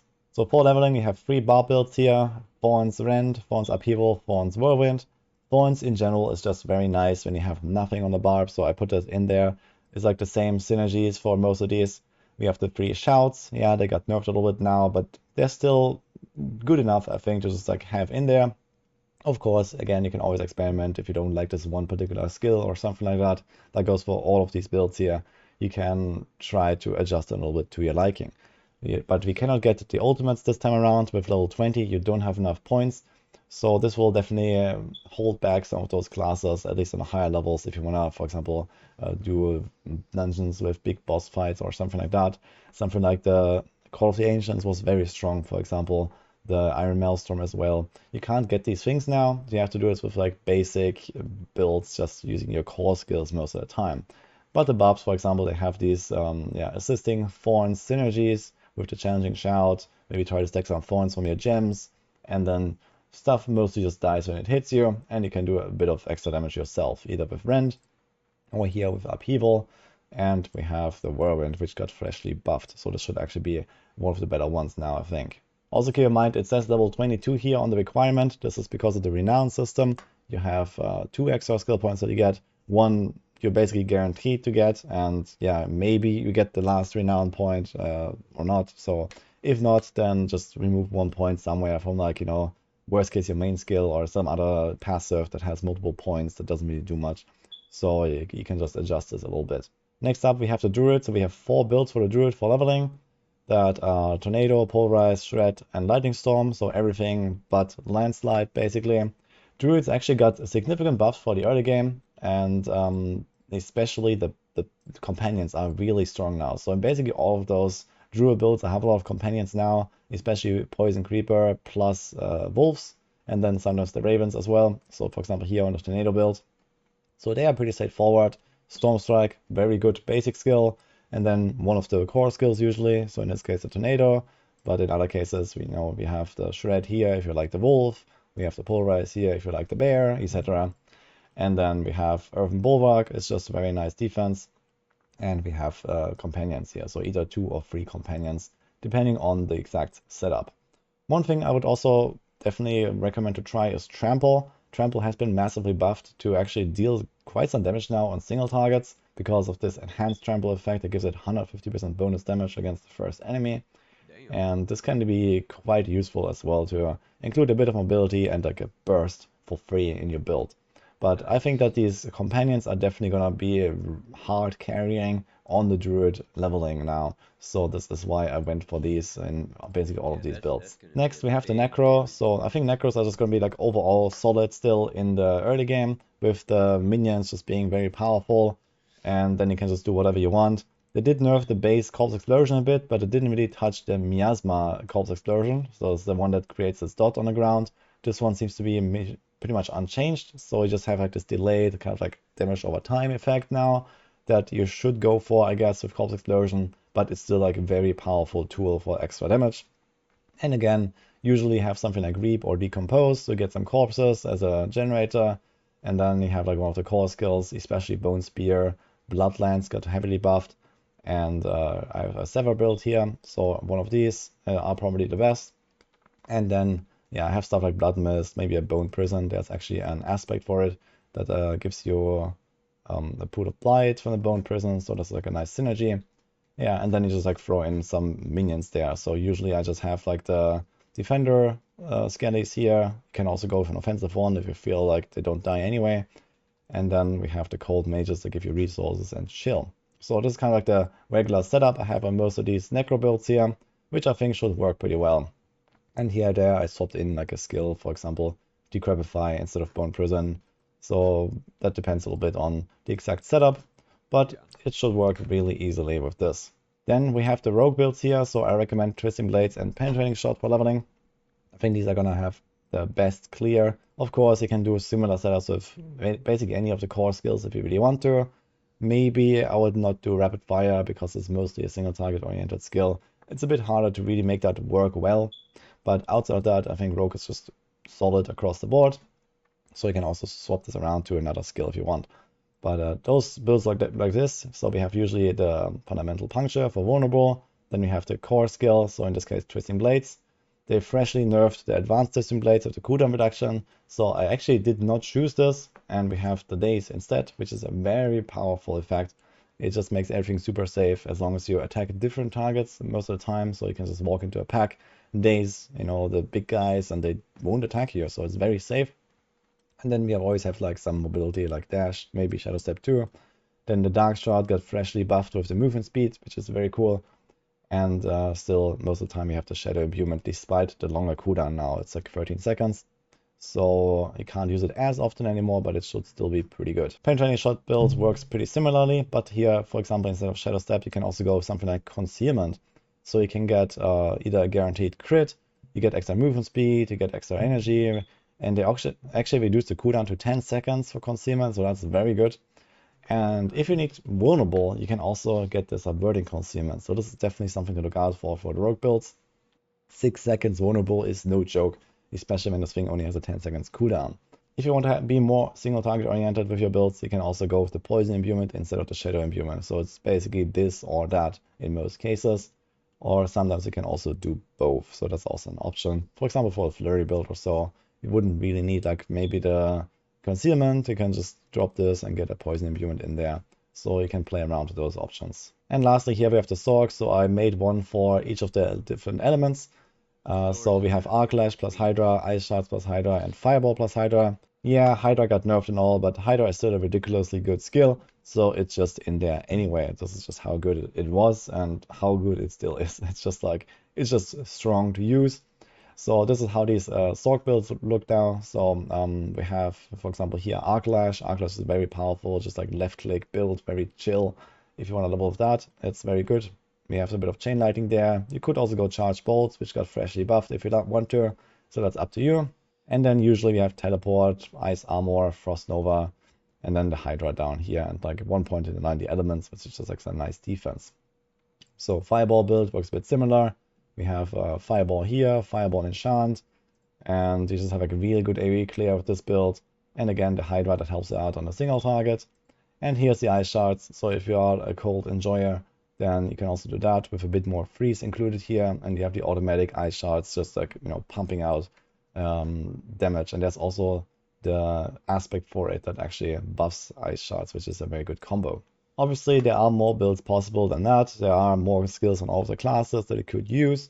In the end, it is always up to you. And again, what I mentioned is that you can always just play around whatever you find. These are all designed to work just from scratch, basically. So just take any of them and you should have a pretty good time. I try to make them like as smooth as possible with including both offense and defense. And then we have the Ashava builds. So they're usually relatively similar, but for example, in some cases we use different skills. So for example, here we have Barbarian, we have Upheaval and Double Swing. So when we open these Ashava builds here, I'm going to show them. They are usually a bit more single target heavy. So this is one example here from the Barbarian. I, for example, removed all the foreign stuff, and we also have maybe a bit of some group synergies. For example, here we have the Booming Voice, Raid Leader, so you can heal everyone, you can buff everyone a bit better. So bars are going to be like really nice on Ashava as long as you survive. In general, that's like really the one crucial step you have to try to survive. I've already made my Ashava made easy video, talking about the different attacks that Ashava does, how to dodge them, how to survive them. So if you haven't seen that, you might want to check it out. It's not going to be all too easy to survive, but especially with party buffs and with some defenses that I have built into these builds, you should be okay for the most part as long as you're careful. So here in the case of Barbarian, I think that Upheaval and Double Swing are going to be the best options. Again, they are like pretty similar builds. You have like the triple shout, and then we have like, you know, basically more single target. And similar for the other builds. Yeah, we have Druid with Tornado and Polarize, which I think are going to be like the two best for Ashava. So Ashava is just very large. It's very easy to hit them with the Tornado. And again, we have like the Wolves, the Poison Creeper. We have Envenom, which I assume will work for party members. So when they are poisoned, they take 30% more crit damage. So it's like a very strong buff that you can bring to everyone when you are playing a Druid. And you can also, for example, bring something like Debilitating Roar to just make Ashava deal basically no damage whenever this is up. So this is very powerful. Druids are going to be like a very good character to play for Ashava, at least for groups. Then we have the Necromancer. I think Bone Spear is going to be one of the best options here. You have Perma Vulnerable, so everyone is buffed. You can bring your minions. You can try to produce some corpses here to actually keep your minions alive. And you have Blood Mist to actually stay alive yourself. If you want another option, here's the Sever build. It's a bit more tanky because it has damage reduction built in, and you have to be in a melee range. And you can also produce corpses while attacking all the time. You don't have to go out of your way for that, for Decompose, for example. Or Bloodlands. Bloodlands got heavily buffed, and I think this is also going to be very nice. You just stand there and spam Bloodlands, Bloodlands, Bloodlands. Going to be pretty smooth and easy. Then we have Rogue, again, Twisting Blades. This is very similar to the other build that you saw earlier with the leveling, just we have the concealment this time for the vulnerable and no shadow imbuement, which is pretty useless for single targets. So you can do that. You could also still get in poison imbuement. For example, you can drop the Shadow Step or so, but I think the extra mobility is still very useful. And here's the Rapid Fire, which actually does have this poison imbuement and even less damage for Ashava again. So this should help out the entire party. And lastly, we have the two sorcerer options. So we have the lightning build here. This is a charge bolts build with Firebolt and Hydra, and lots of defenses. So you can see this here: flame shield, teleport, and ice armor. You should have no trouble with that, I think. Charge bolts also gives 20% damage reduction. Should have pretty decent single target damage, and then you proc your Firebolt burn all the time while attacking with any of your stuff. That should lead to relatively good damage. And lastly, here is the Fire Sorc build. So again, this is Fire base. We have Hydra in there, and we have Fire Wall. I think Fire Wall is going to be very strong for Ashava as well. And you can have Fire Bolt whenever your mana is out, the same defenses, and then you just spam Firewall as much as possible when Ashava is standing still. It actually burns for a lot of damage. And then you can sometimes spawn more Firewalls. So this is the overview of all the builds, both the leveling and Ashava. I didn't really like try to rank the builds between each other in the same class, for example. Like, I'm not 100% sure if, you know, Lightning Storm is going to be a better leveling build than Tornado. You know, that might depend on the items you find and on your playstyle a little bit. But in general, I think that all of these should work relatively smoothly. If you're looking for a class recommendation, if you want to play like the Ultima OP class for low levels, I guess that is probably Rogue with Twisting Blades. So I think this is going to be like one of the smoothest one for leveling and Ashava at the same time. Also, this Arclash Sorcerer build should be really nice. They didn't actually nerf Arclash, which was very powerful before. So I think this should go very well. And then probably Necromancer with either any of those skills, basically. Like Necromancers get carried pretty hard by their minions. So I think they're also going to be nice. Yeah, Barb. Yeah, it's probably still a relatively slow in the early game, but the Thorns do carry once they pick up. And Druid should be just like all around solid now, especially once you get the companions going. And this is it for this video. I'm excited for the server slam. Hope you are too. I'm going to be blasting basically all weekend long. I'm going to try to solo Ashava, of course. So this is the secret solo Ashava build here that I made, which is like, you know, fully set up with legendaries that I hope to find. So in case you are wondering what I'm trying to use for my solo Ashava kill, it will be this. Poison Imbuement, Poison Trap, yeah, Twisting Blades, of course. And we're going to be pumping with this. So it should still be possible to do solo Ashava. But again, it's going to be on hardcore. I'm going to be level 20. It's going to be quite easy to die. So let's see how that will go. In any case, I wish you guys good luck. Have fun in the weekend. I'm going to be streaming, so stop by if you want to, and see you guys next time.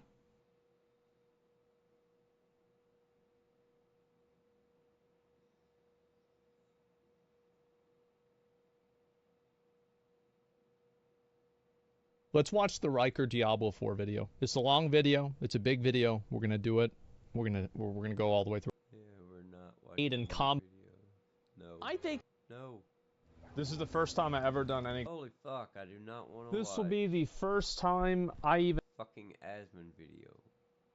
Son of a bitch.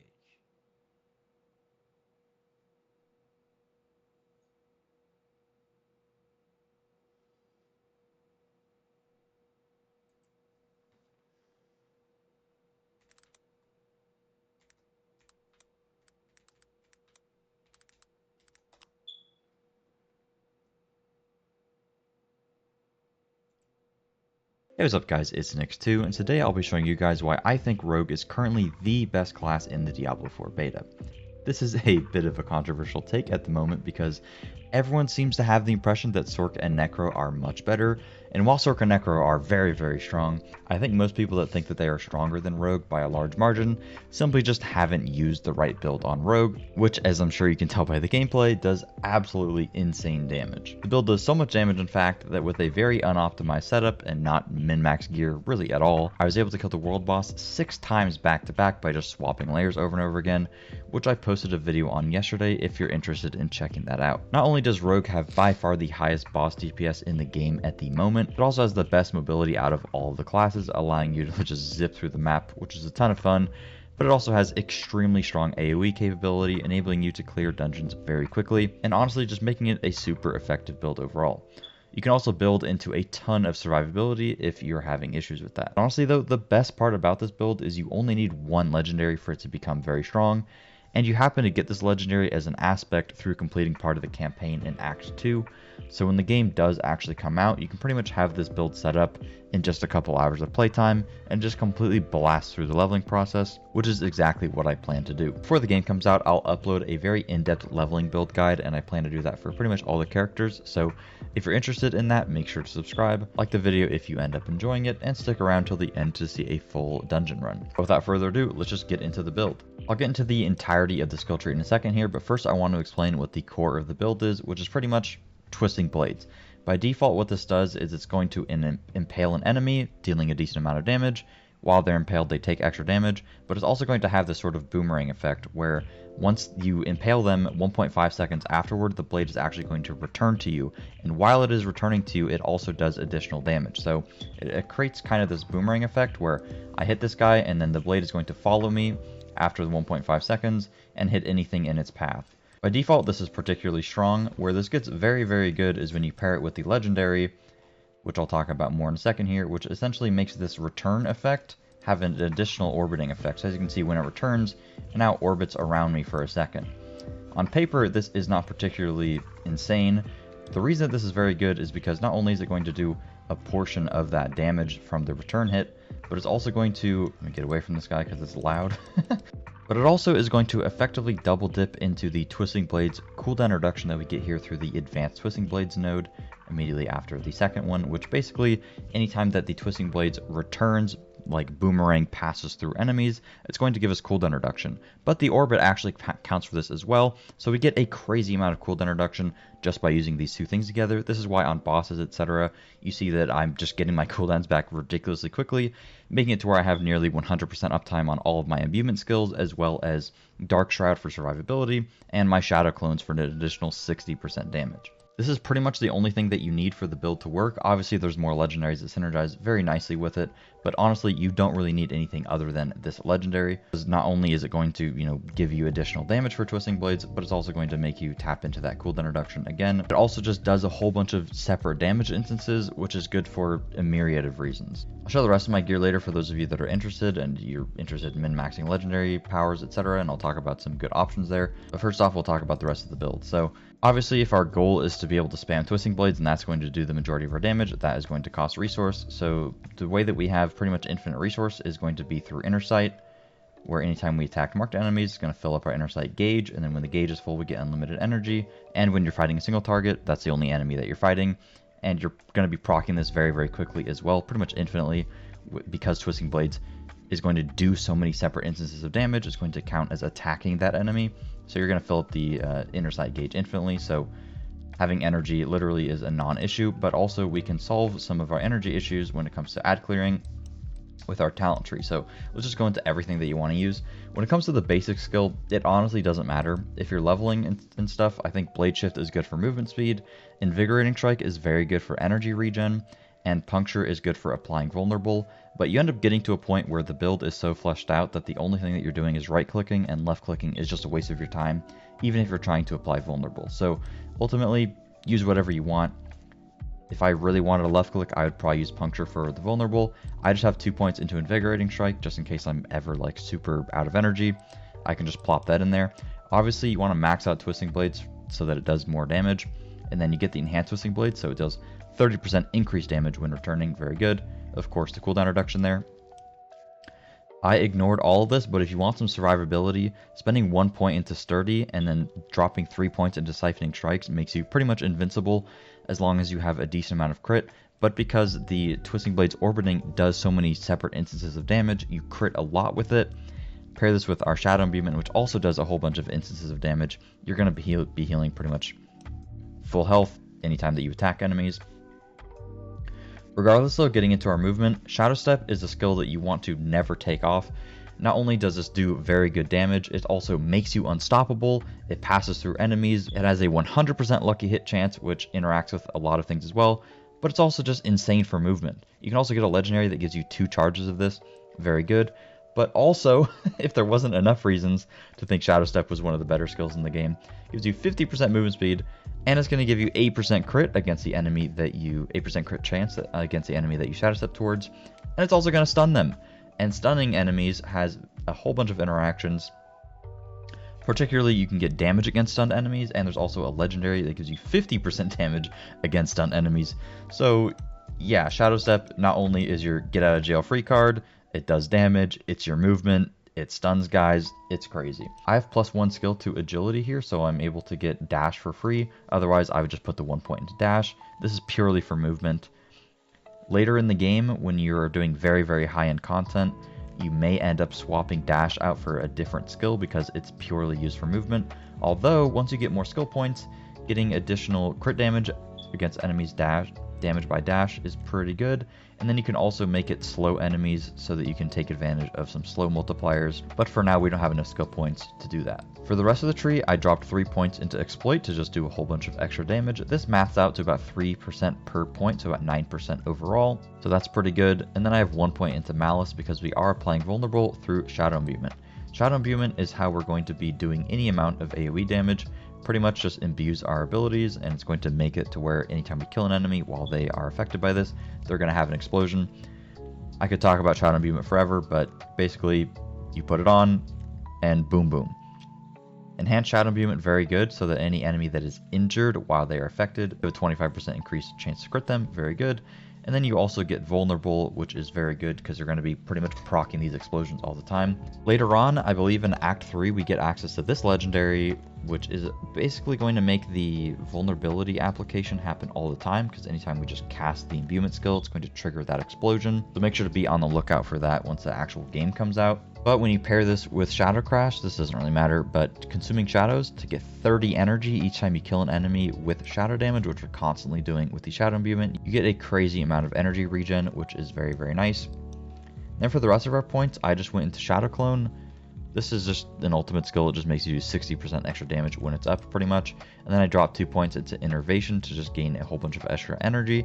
And again, because our Twisting Blades Orbit is hitting so many separate damage instances, we're benefiting from this a whole bunch, getting a lot of additional energy. One thing I want to touch on is Shadow Clone versus Dark Shroud. Shadow Clone is incredibly good for just absolutely nuking bosses, but if I were to level and I was just generally doing dungeons, I would probably keep on Dark Shroud most of the time. Not only because you have really high uptime on this, because we're going to be reducing the cooldown a lot, giving yourself pretty close to 50% damage reduction when you have 5 orbs up, which is incredibly powerful. But also, you can get countering Dark Shroud, which gives you 10% crit chance while you at least have 2 of the shadows active, which you have up pretty much all the time. So you can essentially view this as 10% crit chance all the time, while gaining a whole bunch of damage reduction. So if you're having any sort of survivability issues, you just take off Clone and go Dark Shroud. I could easily see a world in Endgame where you just take off Dash, you keep Shadow Step on, and you have really low cooldown on that, so that's your main mobility, and you play with Clone for bosses, and just overall doing more damage.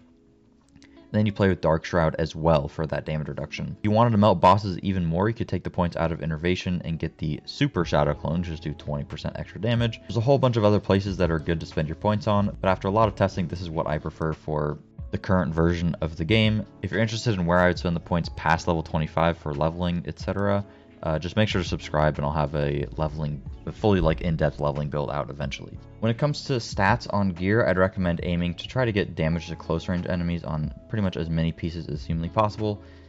Next to that would probably be core skill damage. After that, I don't know, some variation of crit chance, etc. Not a huge deal because it's hard to optimize your gear on the beta. Other legendary effects that are very good for this are this one, where skills deal increased damage based on your available primary resource. We're going to have infinite energy a lot of the time with this build, pretty much taking full advantage out of this whenever we have Inner Sight up, so this is particularly strong. I have deal damage when I have a barrier, pair this with the barrier elite, that's pretty good. Twisting Blades Orbit, of course.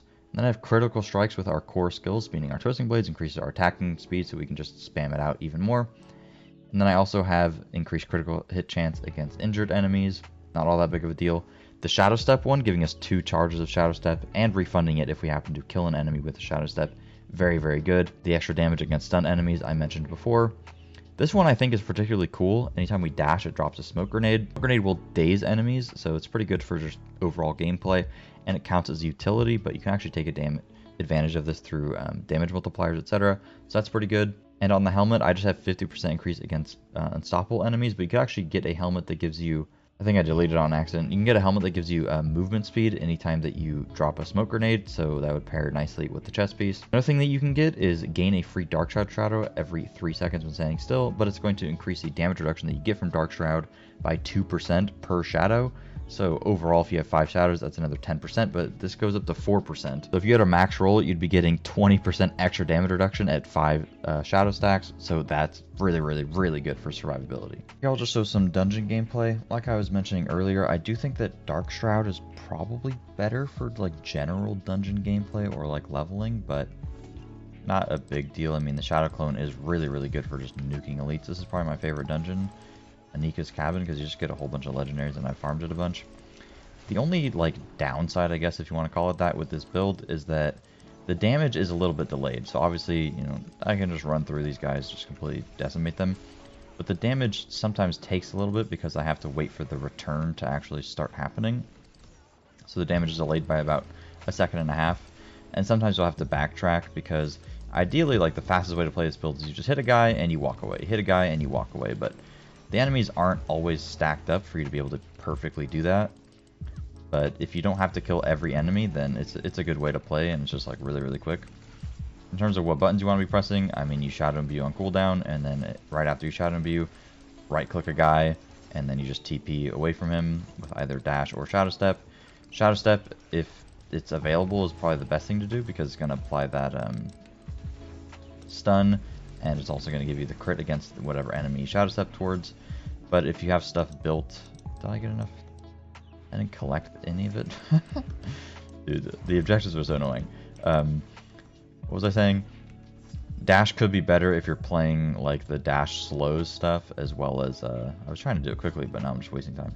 The dash slows and also dash drops the smoke bomb. Could be better to dash instead. But yeah, oh, I lagged out there. Who's this guy? Yeah, the movement is really, really fluid.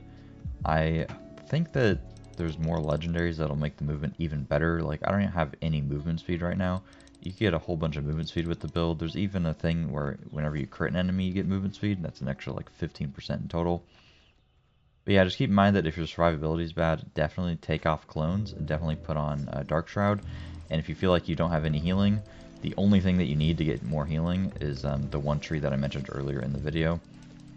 Make sure to watch the whole skill tree portion if you missed that.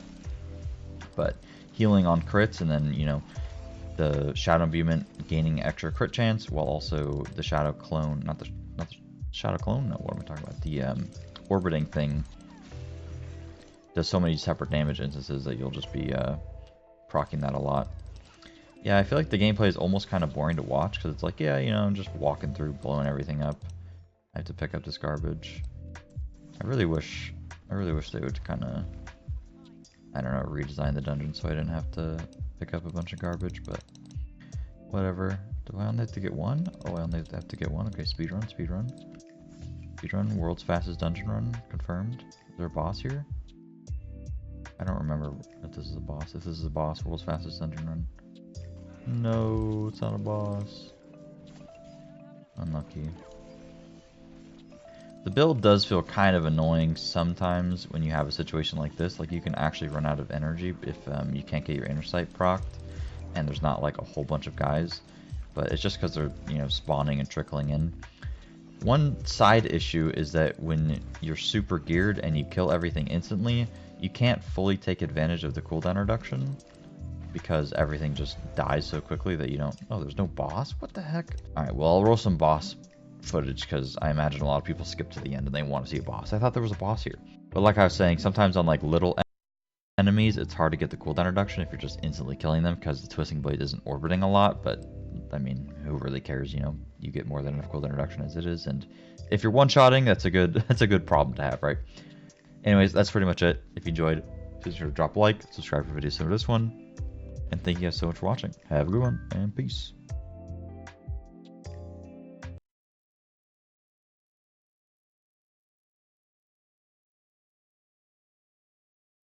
Hi everyone, it's Rax. It's been a long time since I posted a YouTube video, but I haven't gone anywhere. I've just been doing a lot of other things. But now we're going to get back in action and we're going to put out a lot of Diablo 4 content for its release. So in 1 week, the beta is coming out. You can get up to level 20, which is 5 levels lower than how high you used to be able to get to. And the main thing in the next beta is, can you kill the world boss Ashava, who is a level 25 boss, as a level 20? So what I've done is I theory crafted with my stream today a build for every single class. I'm going to go over all of them with you right now. There'll be timestamps below if you don't want to watch the whole video. You only want to watch for one class, that's fine. And I'm going to explain to you exactly how I would build a character. Now, some things to keep in mind are these planners are designed where if you don't have any legendaries, remember the legendary drop rate is going to be lower. Because last time on the beta, they inflated the drop rate so you could get a lot of the legendaries and see how to play the game. This time, they're going to show you the real drop rates, which are lower. So the planners are going to assume that you don't find anything, just get to 20 and go kill Ashava. Another thing is, Blizzard announced that there's going to be some changes to this beta. Some things are going to get buffed, some things are going to get nerfed. We're going to do our best to figure out like what those things are without exactly knowing what they're doing because Blizzard hasn't told us. All right, well, let's get into it. Going in alphabetical order, we're going to start with the Barbarian. This is the class that I'm going to start as and the class that I'm going to start as on the launch, but I will play every class to 100 and get them all to max power. So Barbarians have a very rough start in the beginning. They're very weak. They can't generate a lot of fury and everything's very expensive. So Barbs are naturally weak in the early game and insane in the end game. So you have a couple of choices for the generators. To be honest, all of them are pretty good. Lunging Strike gives you some very nice mobility. Bash gives you some crowd control, and Frenzy is nice for the attack speed. But the one that I think that I would recommend is Flay. And the reason why I would go with Flay is because this node gives you Vulnerable. And Vulnerable is going to be very important for killing Ashava. I think this is the best option for you to try to kill her. When we get into the core skills, I think you have 3 choices. You could go Upheaval, which is what I would recommend. The main reason why I think Upheaval is so good is because you have your crazy times 8% multiplier going up 10 times, and you're going to have to use your generator. So this is going to be very good early game. And it also gives you some range. If you're in trouble, you can back up and fight at range and deal massive damage. Hammer of the Ancients is also an excellent choice because it does a ton of damage and it has a better lucky hit chance, which is a proc coefficient, and it's cheaper to cast. So it's another great choice. Another thing you could do is you could respec this build a little bit and play Rend. A max level Rend, especially with the extra damage to vulnerable enemies, is going to be pretty damn good for Ashava, especially a long fight like that. I think Whirlwind is just too weak at bossing, and I think Double Swing is just not the best option unless Blizzard has changed it. So I'd go upheaval with this times 8%, 10 times multiplier, and I think you're going to have no problem killing her. Moving forward, every single barb build pretty much of all time is going to take 3 shouts. You're going to take Rallying Cry, and you're going to take Challenging Shout, and you're going to take War Cry. They're way too powerful. They do way too many things for you. They also benefit all your party members, and if you're lucky enough, there are some legendary powers which make your build incredible, not only with the shout uptime, but with Fury generation. So I think you're just going to max all of these, and unfortunately, we're very limited on our points. I believe we get 21 points for every class. You get 19 from leveling from 1 to 20. You get your first skill point at 2, I believe. That's 19. Then moving on to the Rogue, this is the class that I made that absolutely shredded Ashava last time. We're going to make the exact same build, and it should just plow again. So a lot of the generators do work very well, and you actually can mix and match a melee generator with a ranged attack or vice versa. But I think one of the best ones will be Puncture, because you can choose to use it at range if you want, and it's going to apply a vulnerable at this third or the second upgrade. But if you don't want to use Puncture, if you really want to use something else, that would work fine too. It's not a make or break deal. I think the best way to play is with Twisting Blades. Now, Twisting Blades is strong on its own, but there is one power for it that makes it orbit you. If you can get that power, it's a huge upgrade. So if you could find one thing on your Rogue that will really help you, that would be the legendary power. We're going to upgrade it so it does more damage while returning. So if you can move in a way where it passes through Ashava, you'll do more damage. And then it's going to help you with your cooldowns, which Blizzard is going to nerf the imbuements. I think they're nerfing it via cooldowns. So this is going to help you keep your poison imbue up.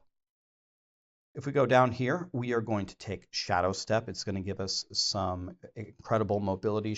Ashava moves around all the time. We need to be attacking her all the time.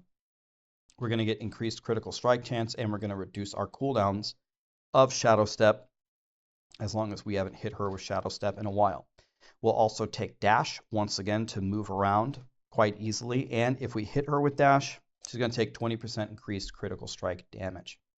Going to take Dark Shroud. It's going to help us stay alive.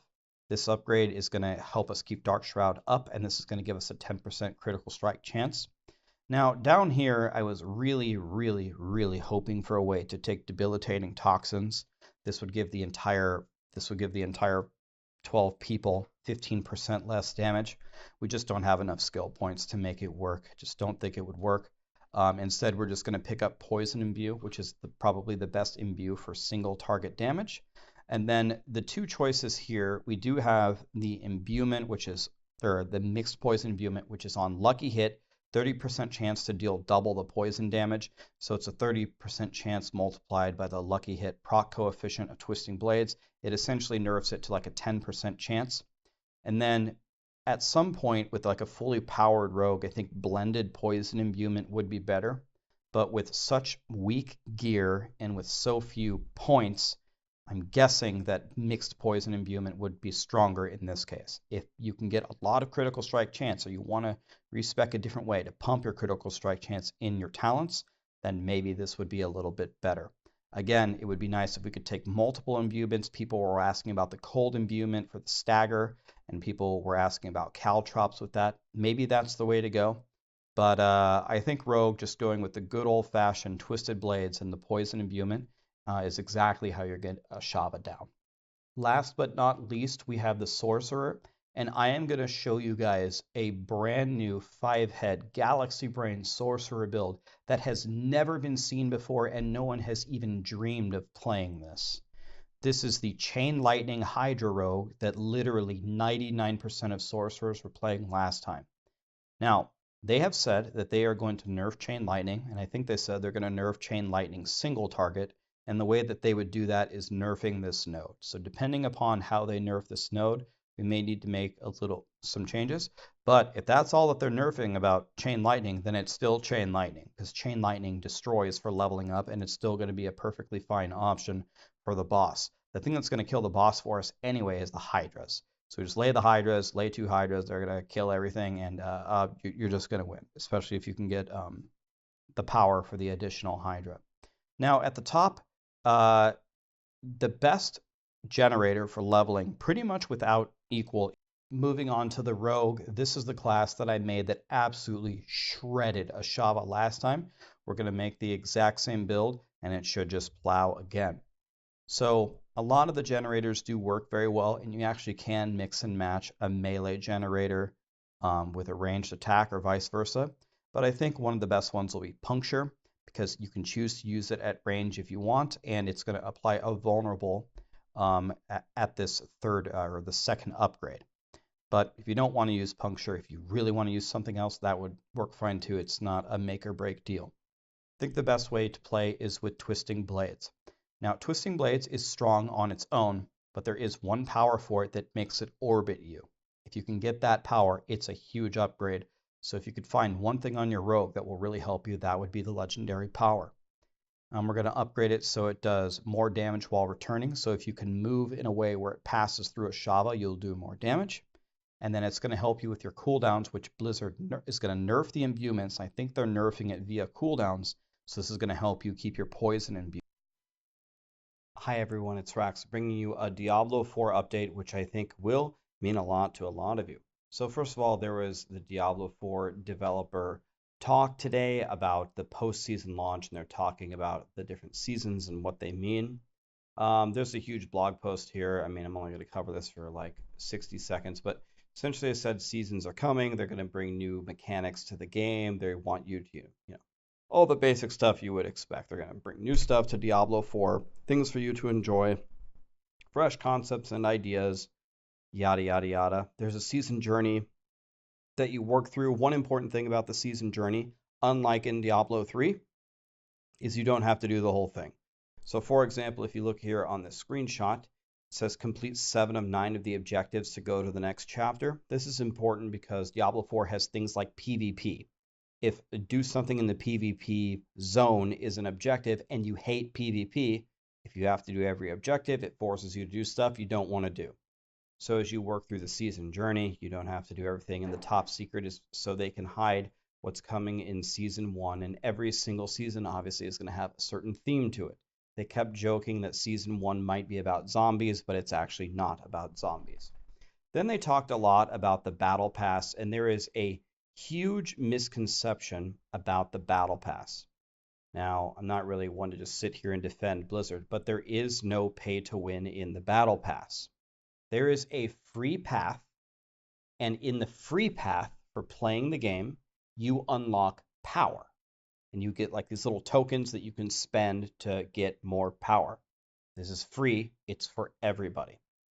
There is a $10 paid path, which gives you cosmetics, which they said it's about 2 full sets for every single class and additional things.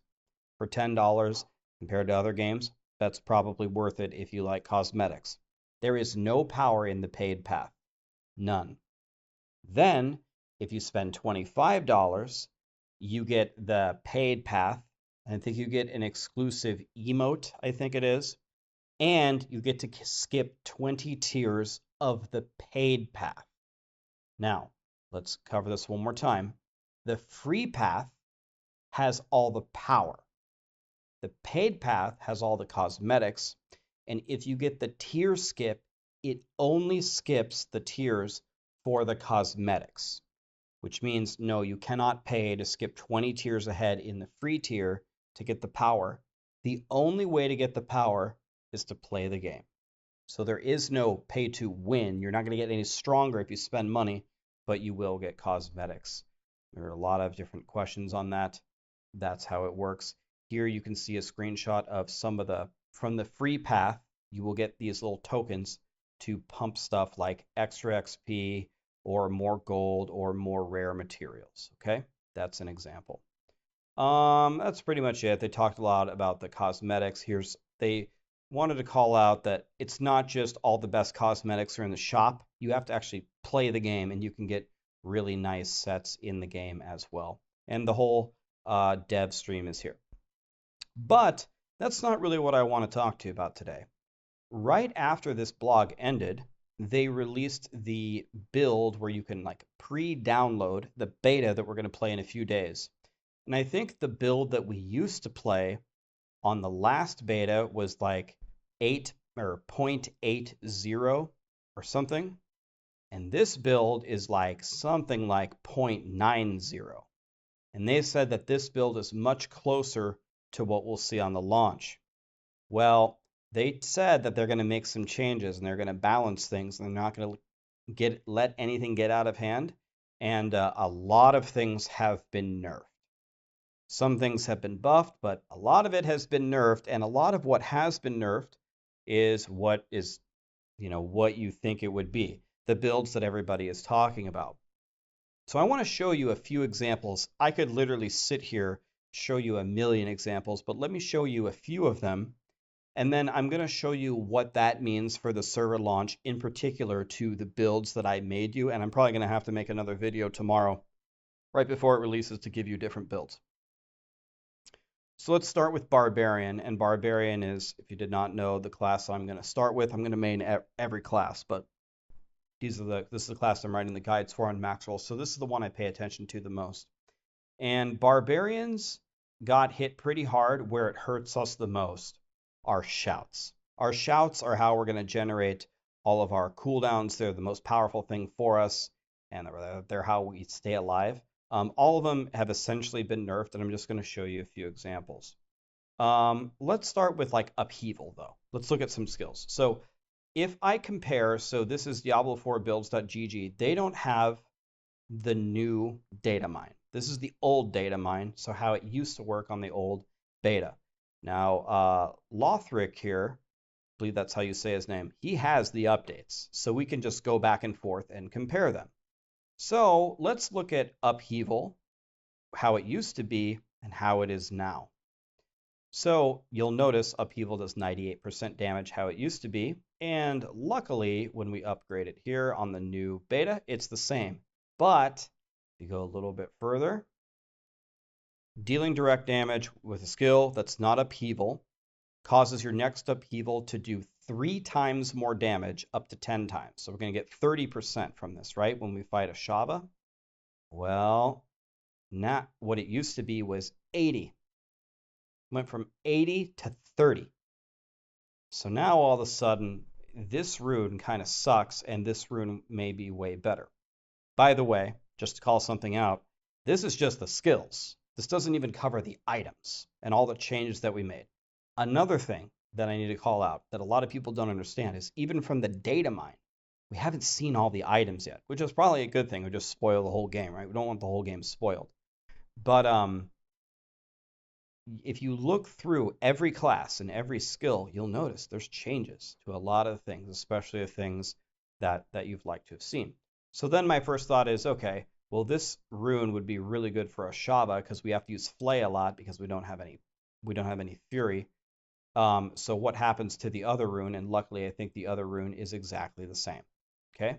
So then I say, okay, well, what exactly should we do here? Maybe we should go for Hoda. And Hoda was almost as good as Upheaval already. And now it does 70% damage. But it used to do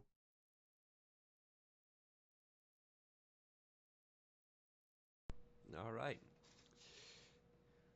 Down to our last 60 seconds here. We should be ready to go.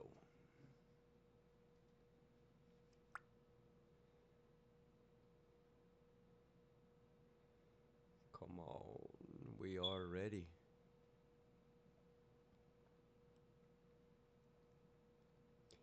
Can only get to level 20, but hopefully we can still take down Ashara, get the mount trophy. There we go.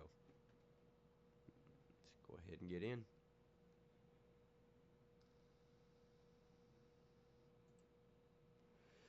Here we go.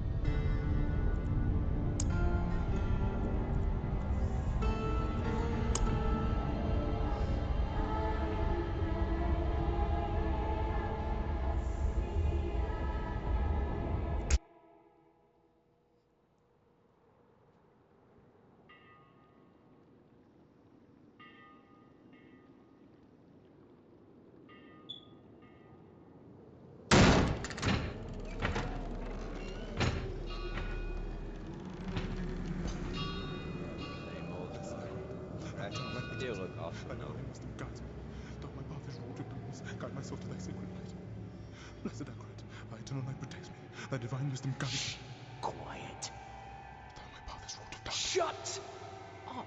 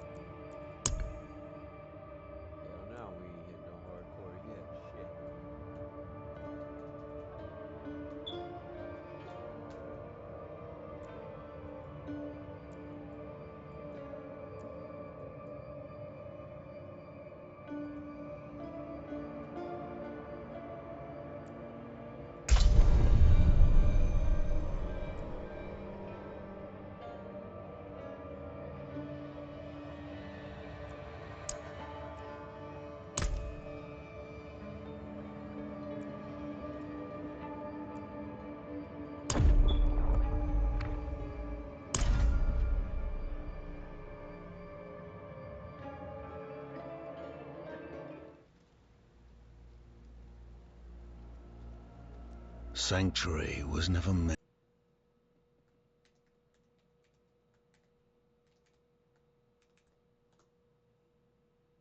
In the burning hells. Instead, it I should find better shelter before I freeze.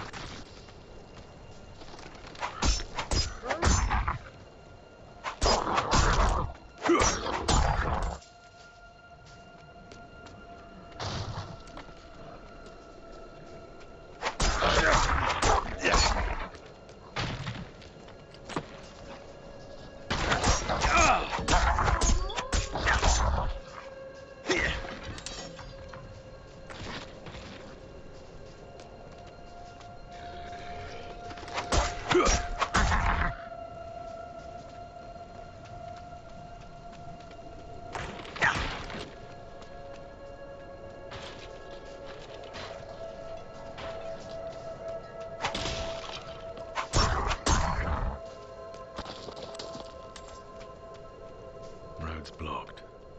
Should clear up when the storm has passed.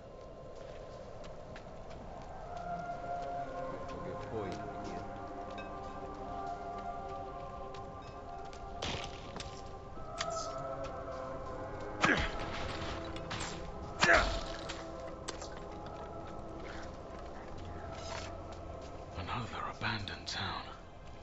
Demons. Everywhere. Fangs in the dark. Ah! He bit me! Careful! He's a wild one. What y'all doing?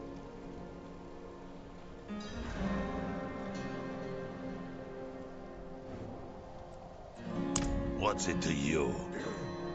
Oswin, hush! I'm sorry, Wanderer. You've come at a difficult time. This madman just stumbled into town and started causing trouble. Come, I'll explain. No, you won't want to poison the shit out of you. There is evil staring in the ruins to the north. That poor monk back there must have gone inside. Shit. Even the holy He man went that inside used here. to That's the where he men, went whatever he inside. slew. Kiovashat.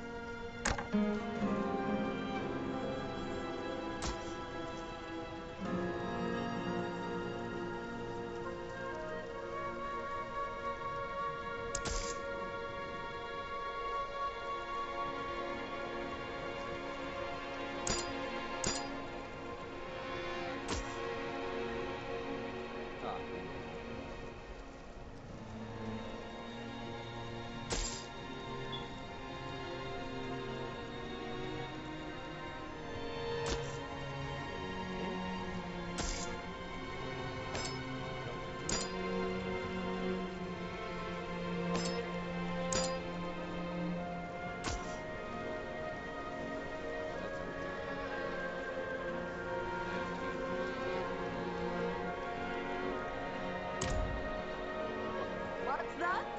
You say something? I'm sorry, it's a bit cramped. Still better than a cave. Could you protect us from whatever is out there? We have nowhere else to turn. I'm gonna kill whatever's in those ruins before it gets the chance to kill me. Truly? Oh, thank you.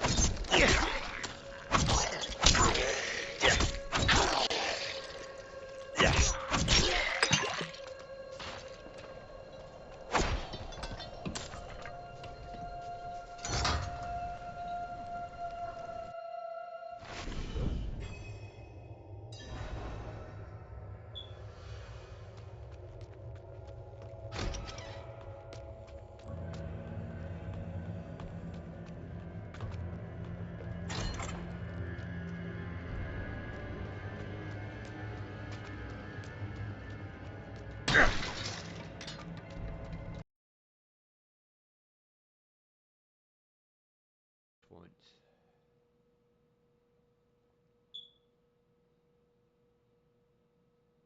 Are you kidding me?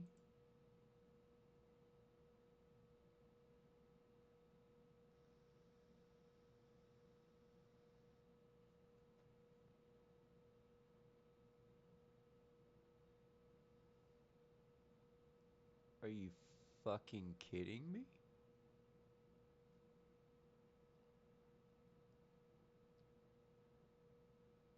Now come on, Blizzard. For fuck's sake, y'all gotta do better than this shit.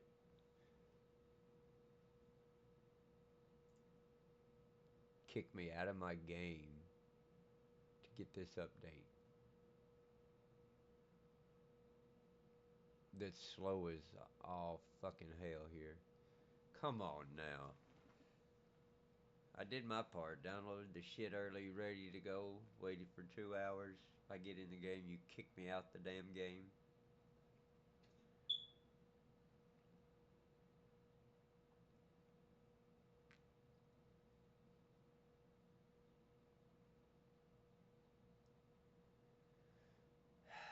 To get this slow as Christmas damn update.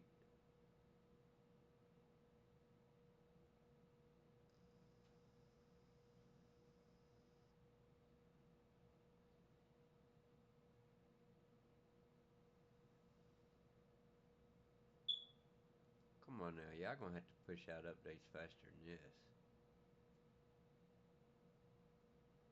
Just 10, 15 minutes to get an 18 megabyte remaining update. Come on. That takes me like 2 seconds.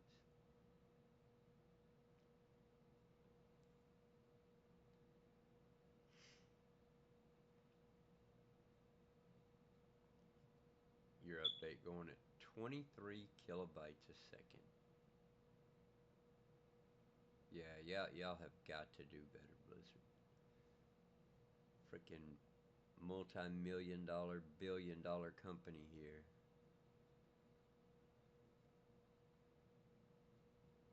And I'm sitting at 23 kilobytes.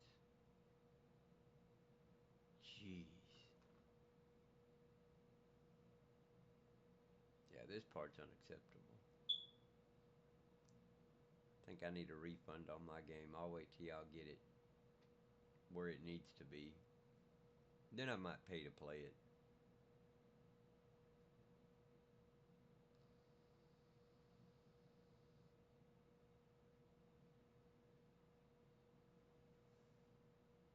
Already 17 minutes into it, and I can't even fucking play.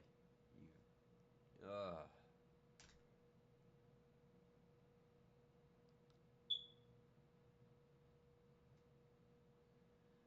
Well, I'm gonna grab a drink. I'll be right back.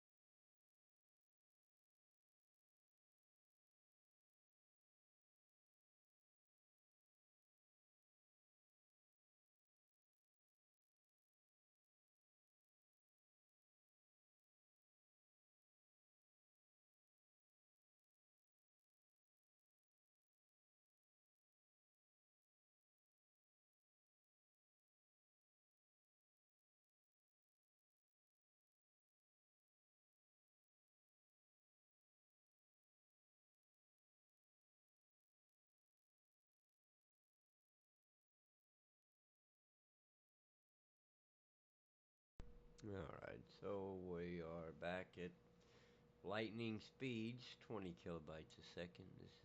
This is amazing. Amazing.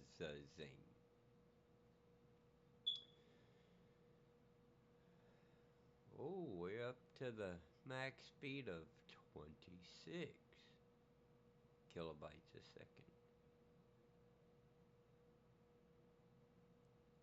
20 minutes to download like 30 megs. A small patch that should take like 1 second.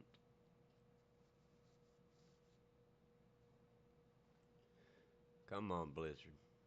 Come on now. I was trying to give y'all the benefit of the doubt, and y'all just try to take a crap in my hand and tell me it's a Tootsie Roll.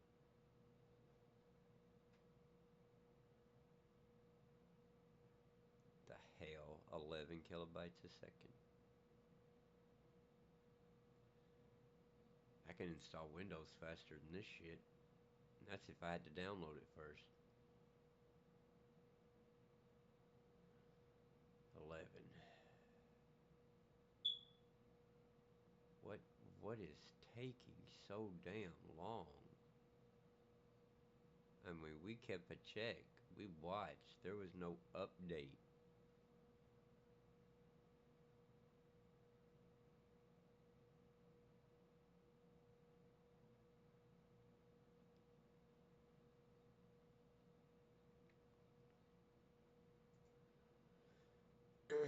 We've partnered with the Sanctuary Diablo 4 community Discord server to build a home for old and new players alike over beta and beyond.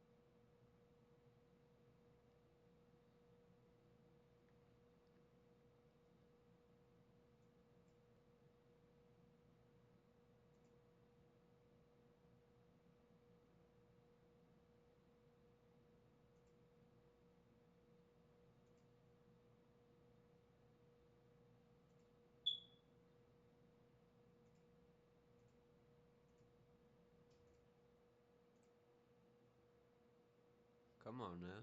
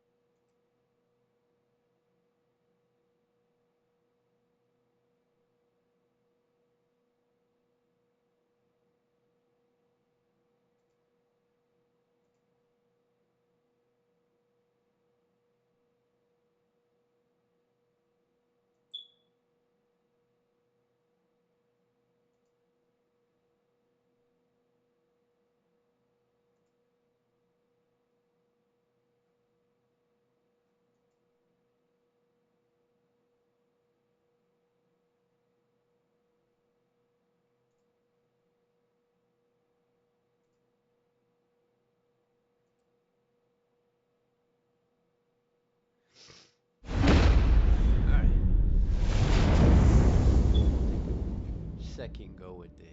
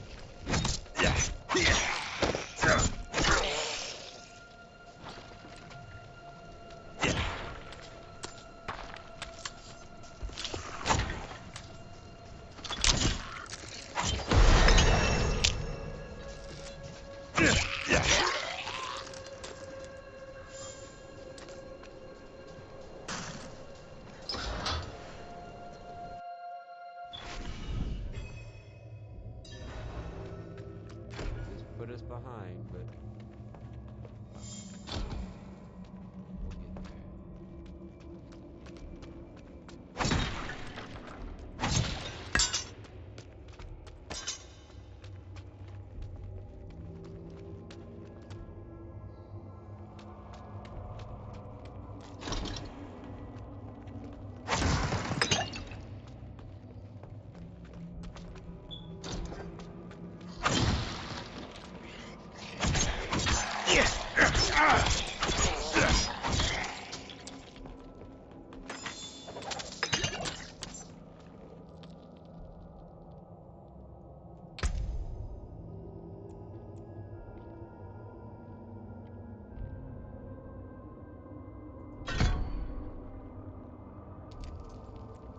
take it.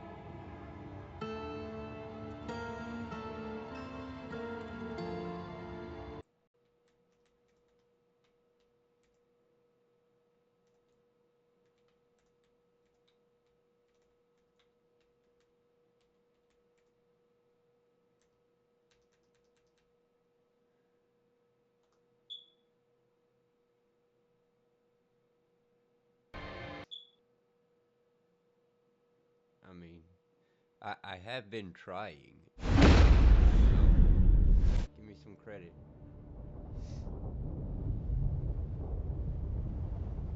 Yeah, throw me in the bucket.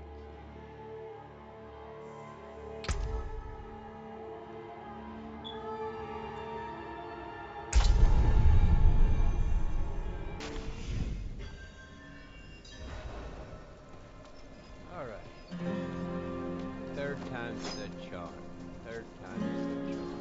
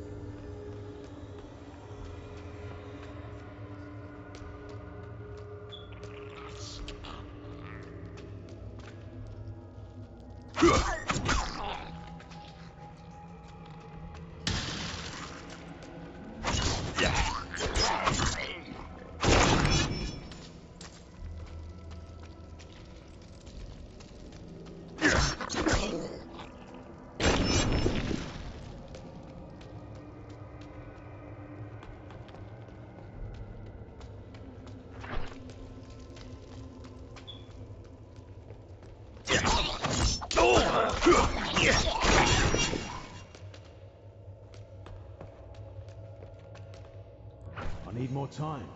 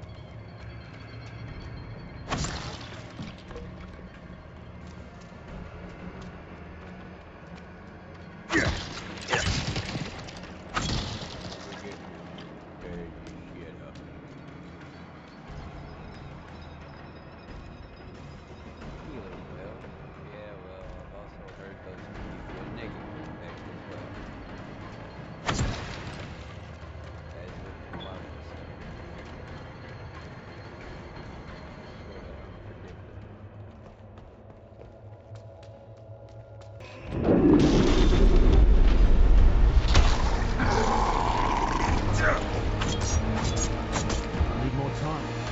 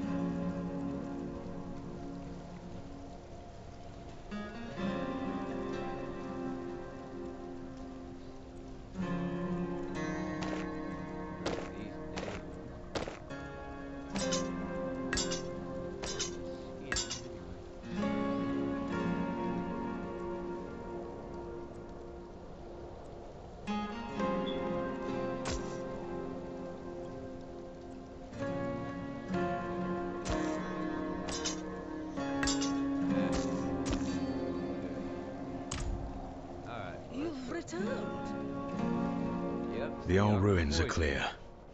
Your town should be safe now. Truly, Evil, conniving Ha! ass people. by the light, you are heaven sent. Oh, I'm so offer. But we have hot stew, good cook.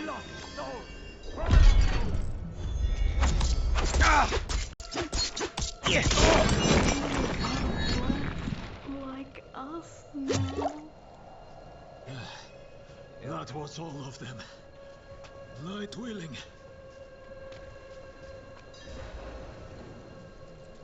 Madman. Those heretics drugged me after I returned from the ruins. Just like you. I came to my wits and escaped. Tried to get inside the chapel, but it was locked and... What manner of evil is this? Petals? Of blood? They must have fed them to me. A blasphemous ritual. Perhaps the key might...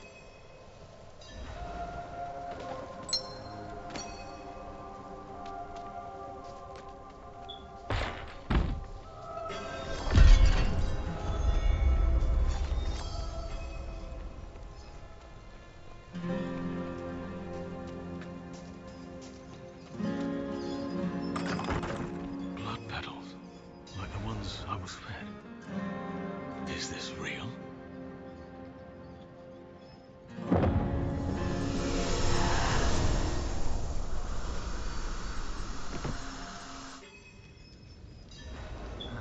You came to thank the light. You collapsed inside. I thought the darkness had swallowed you. I dragged you here and put this cursed place to the torch. What happened to you in there? I saw a vision. A horned demon. She said the lords of hell are coming. She wanted to help the people survive. Help them? She called them her children. And they welcomed her like a mother. Mother? No. It cannot be. Yes, it can. I must report to the cathedral. Oh, listen. There is a hermit to the northeast. A man of... Bring him to the cathedral in Kiovashad.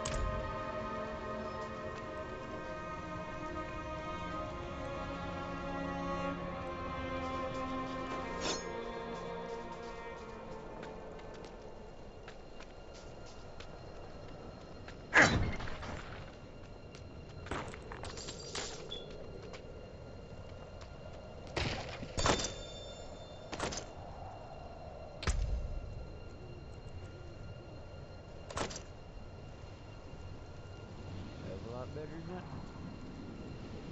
We are the really funky looking rebels. We are regular hood.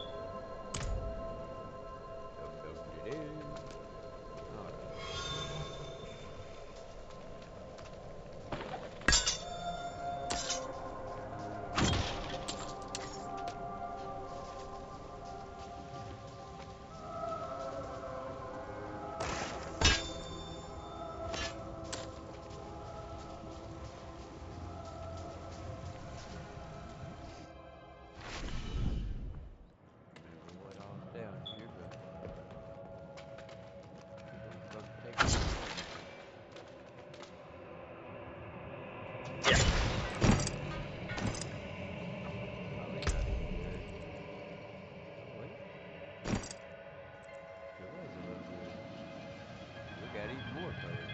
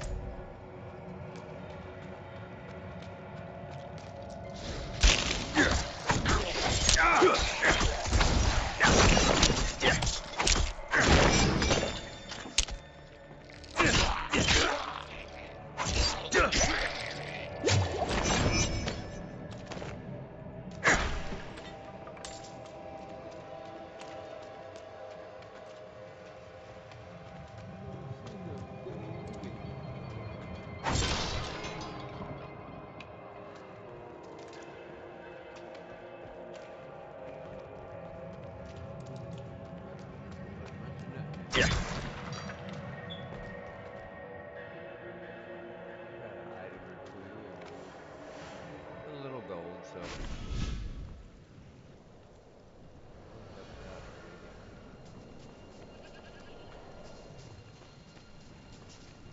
yeah, we gonna be wandering around in the middle of a snowstorm. Can't see. Gotta be out here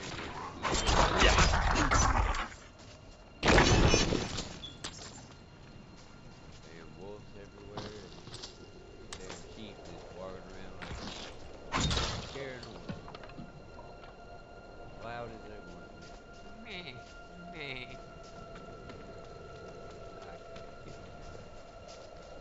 I'll spare you. You wolf.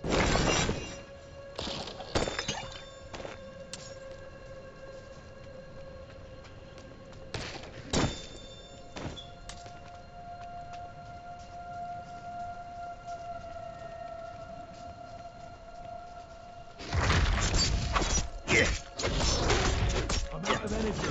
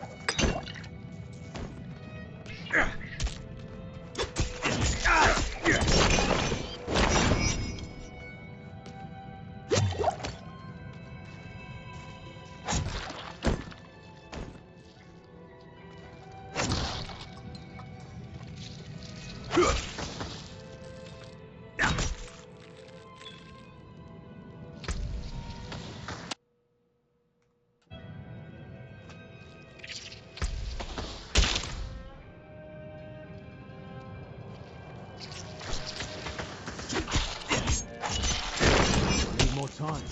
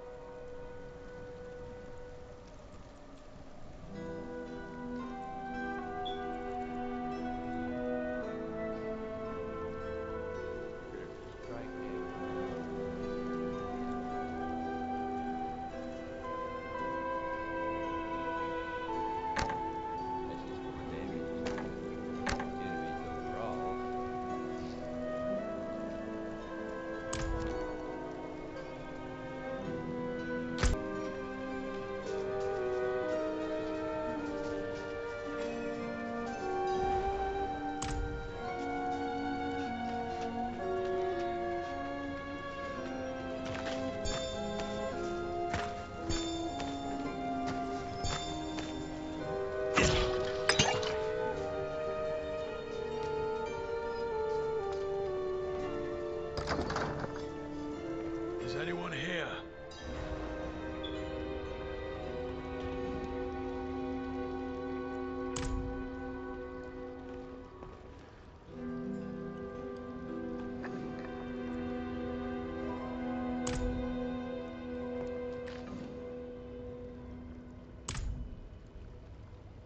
What are you hiding back here?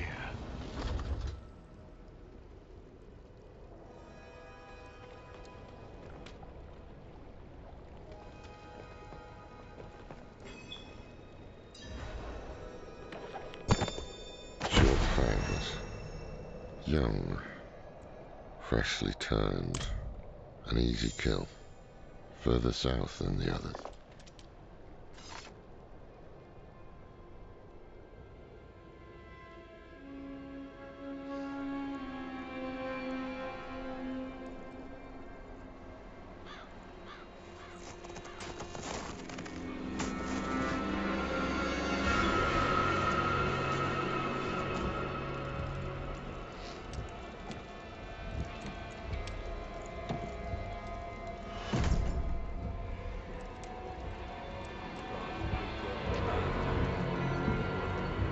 If you're going to trespass into my home,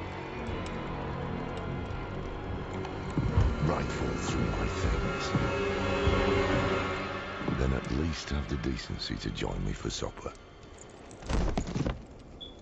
I'm bloody hungry. Okay. That's quite the... Quite the story.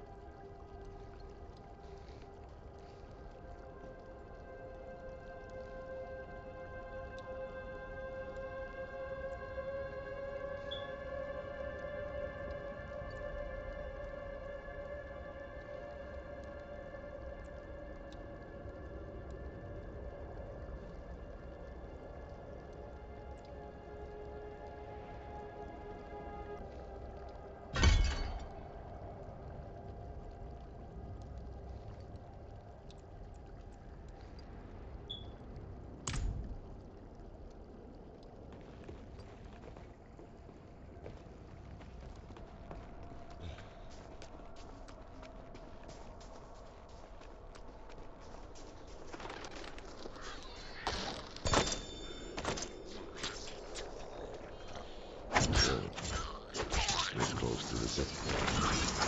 This evil is spreading.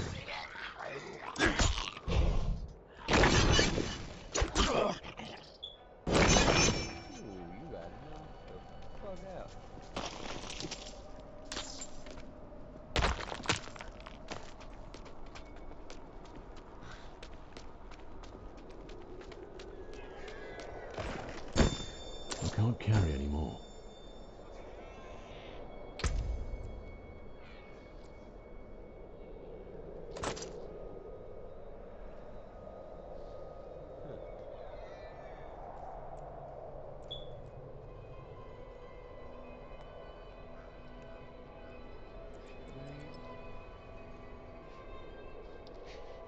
I guess it could help with damage, so.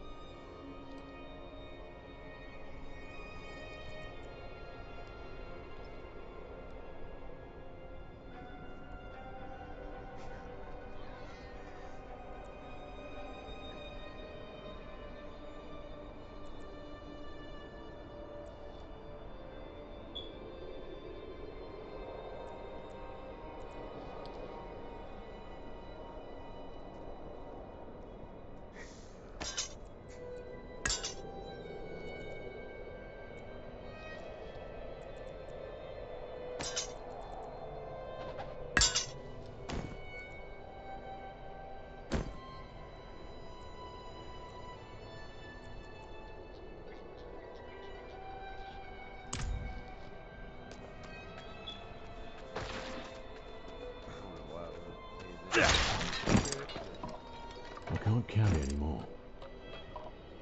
And we don't have a town portal yet. I think that should be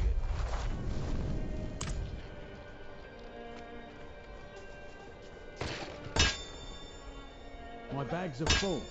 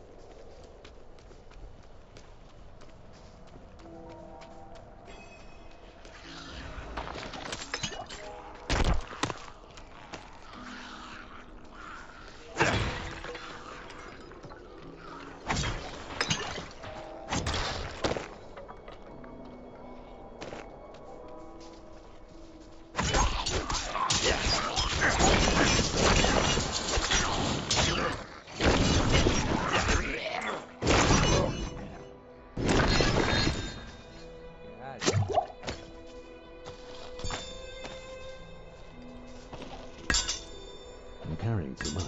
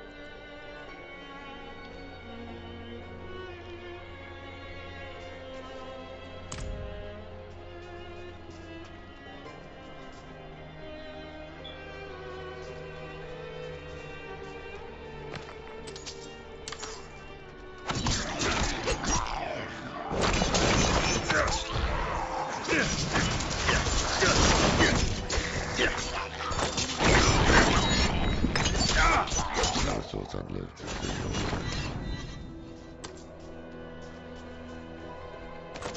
You've heard the Cathedral of Light babbling about their Holy Father. Well, he's real. An angel walks among us. And when he learns that Lilith is here, blood will flow.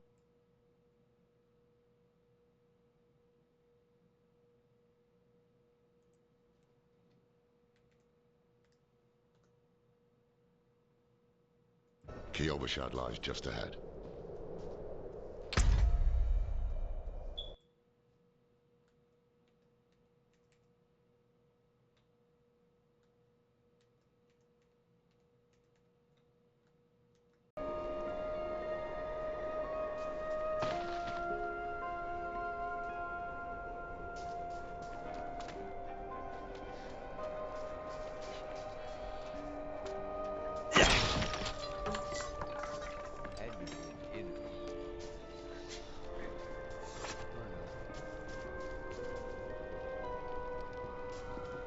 Hold. To enter the city, you must We first... have no time for this.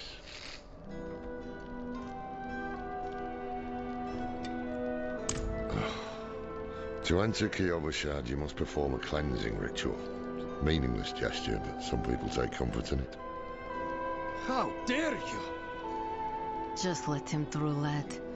I've tried for years to get Lorath to do the ritual. Fine. But this one stays. I'll meet you inside. Take a piece of holy cedar wood from the shrine and inscribe it with the seal which troubles you. Then cast it into the breach. Pride.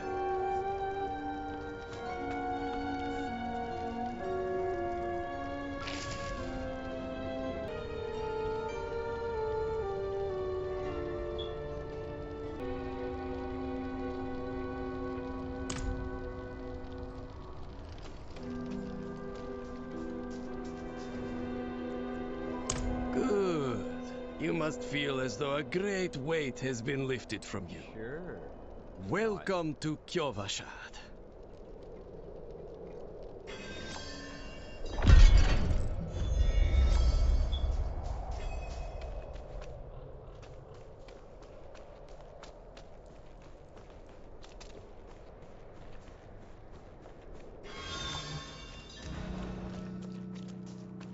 So, what? Matters little, I suppose. I'm off to the dry steppes in search of that pale man from your vision. I must know what part he plays in all this. But first, I need you to retrieve something of mine while I finish my negotiations. A merchant in the center of the city has it. Just tell him I sent you.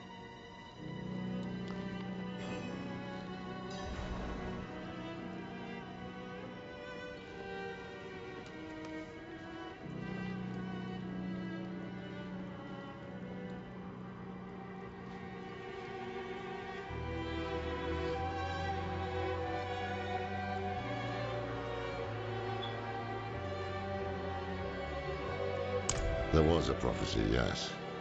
It foretold the rise of the primeval, the return. Cracked toes, sway back, cloudy eyes. This poor thing is practically crumbling.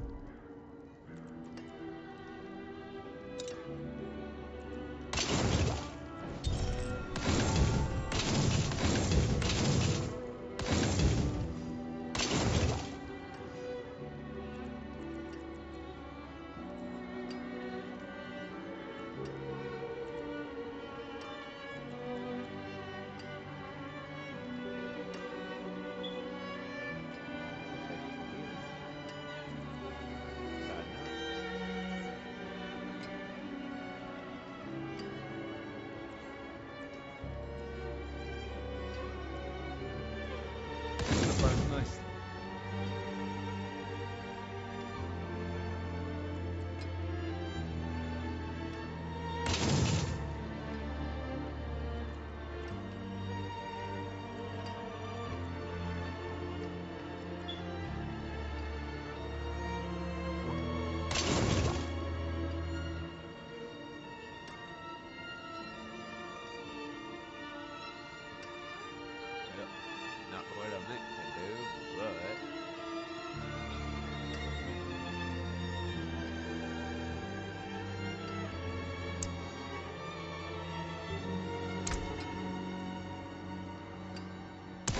Salvage.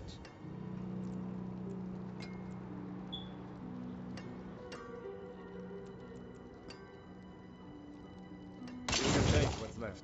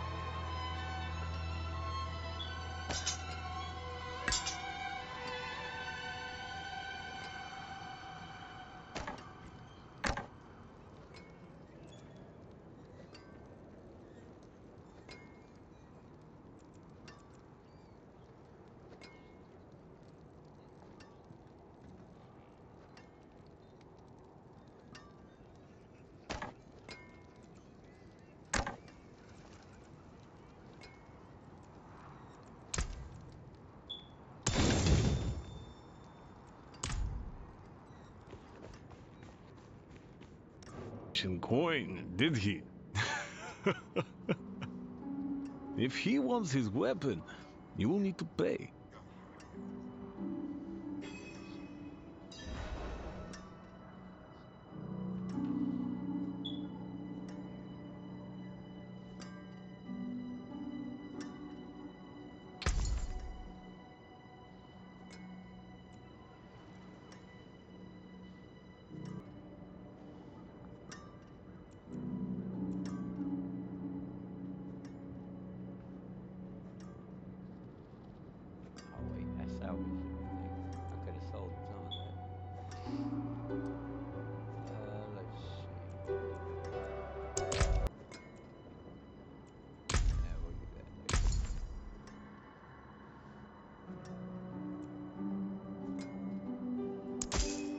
Wait.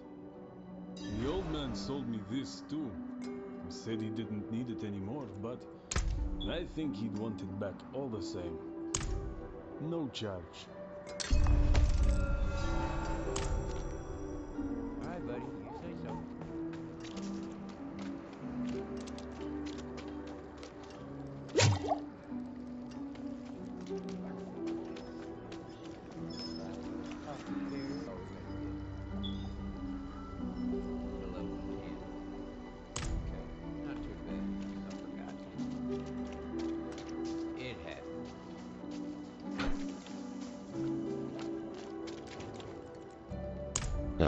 Apologies. He also gave me this amulet. What is it? The Mark of the Haradrim. An ancient order of scholars and mages, sworn to protect Sanctuary from demons. These days, we are few in number. There is another Haradrim, Donan. His breadth of knowledge about demons is equal only to his hubris. Sounds like he could help us. You should seek him out in Skosglen. But don't forget about the cathedral. They'll be expecting you, and they might prove to be useful allies too. You're not coming with me. I'm going to the Dry Steppes to find out who that pale man is. Join me when you can, just be careful. Your ties to Lilith, the visions you see, you are the key to finding her and stopping whatever she has planned.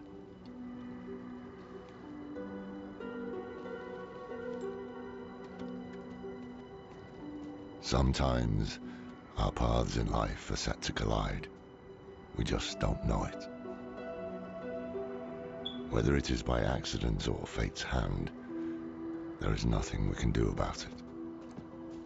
The wanderer lost in the storm, fed the blood of Lilith, saved by a lone monk. Different lives and incidents drawn together. By what? Greater power pulling the strings. I did not know. But at the time, I thought I had the chance to protect humanity from the daughter of hatred. The Wanderer's connection to her gave me hope. Imagine that.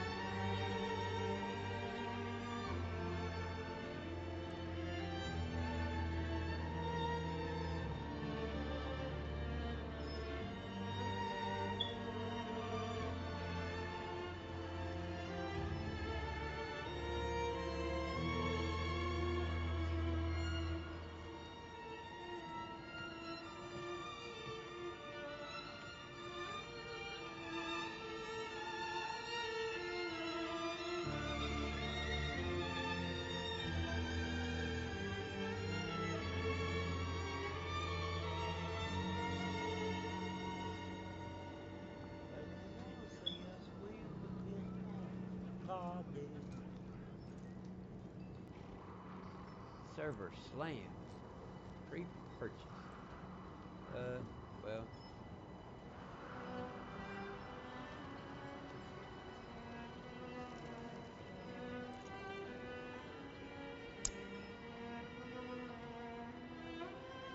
Find your purchases.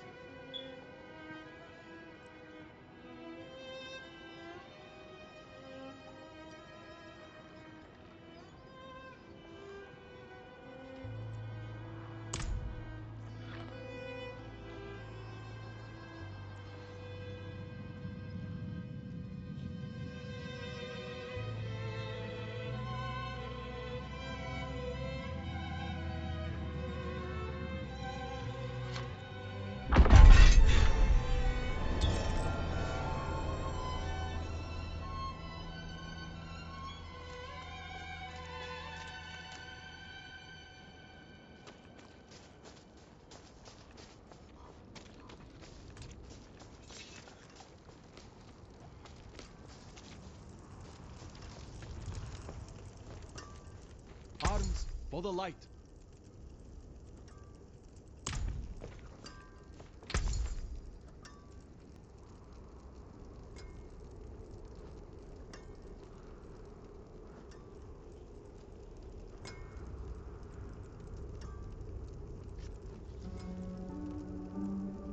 The all stats on those just make it really good.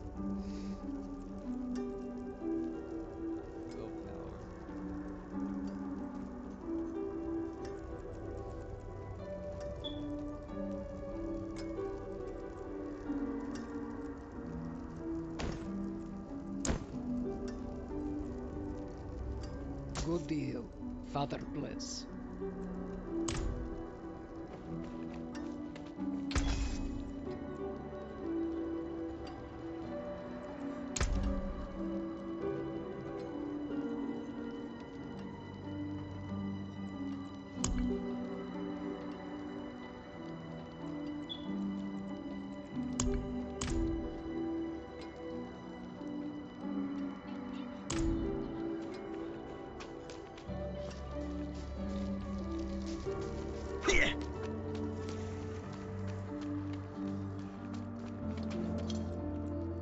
Yes, well, Bozan has yet to return from delivering our tithing demands to Menestad.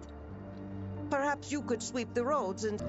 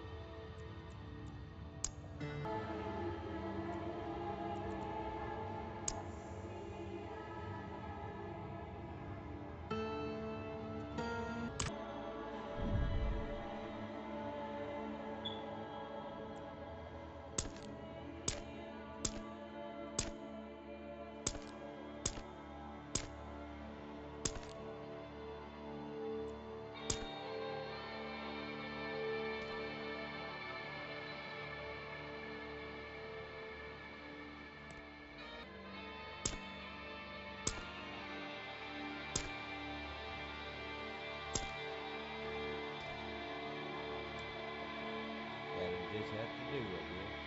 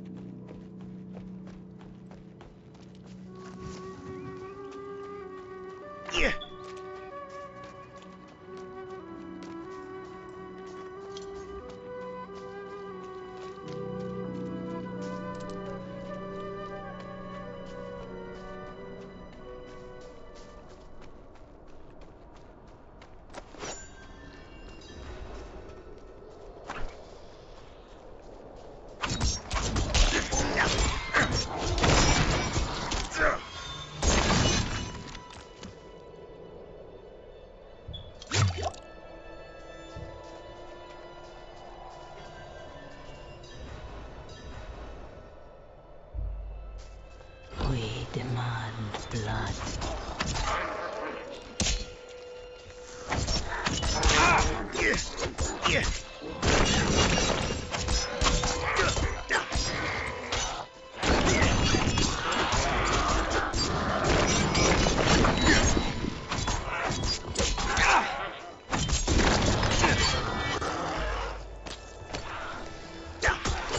Out of energy.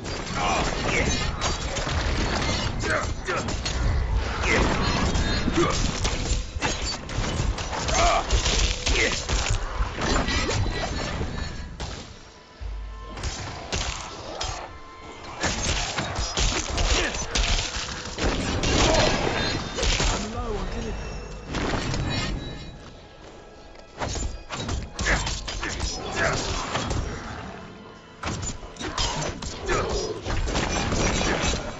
Need more energy.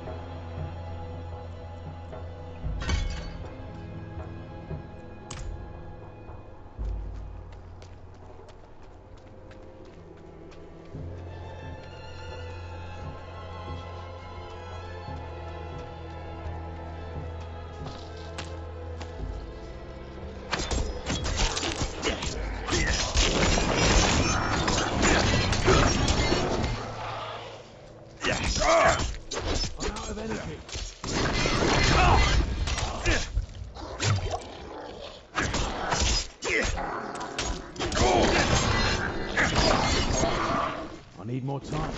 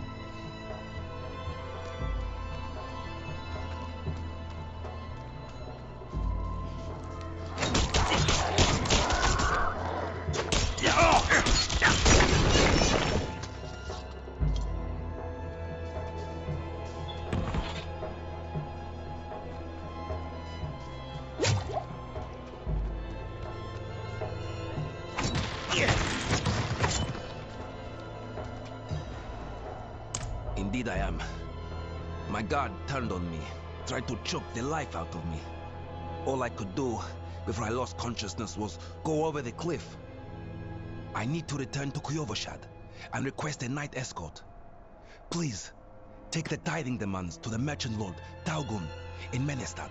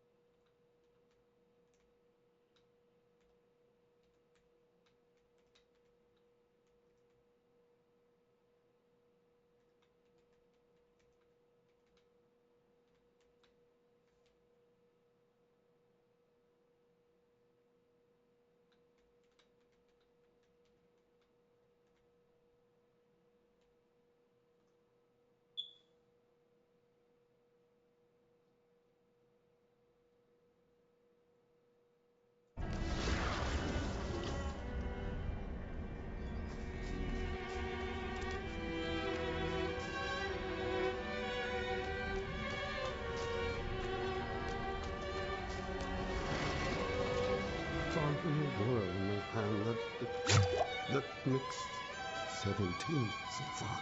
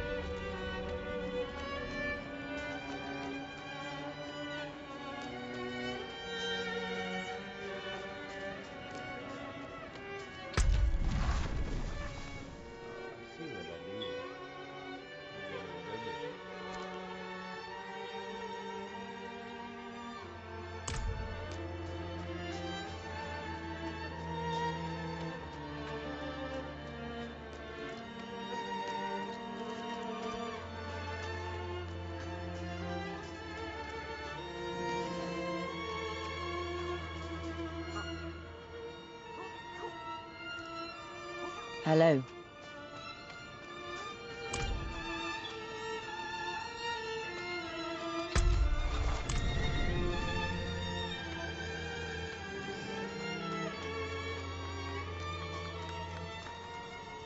I can run back.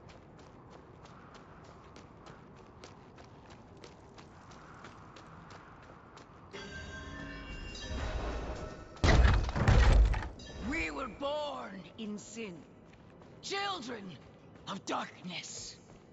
But the Father's light can be sought through penitence and faith. Walk in the light.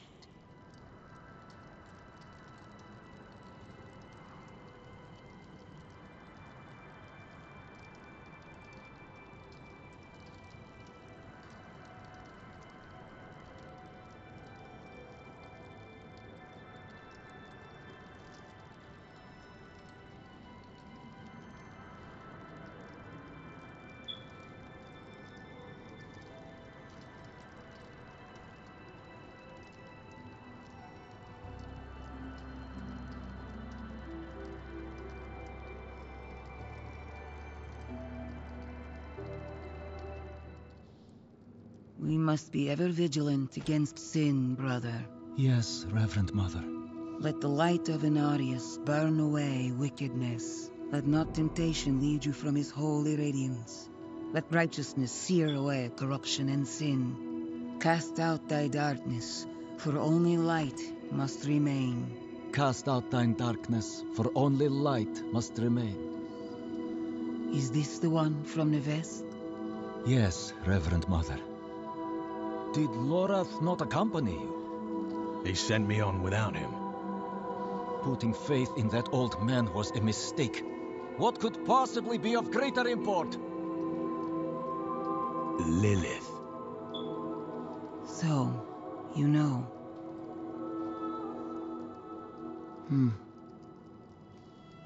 We have received word from one of our knights of a demon sighting in Gale Valley.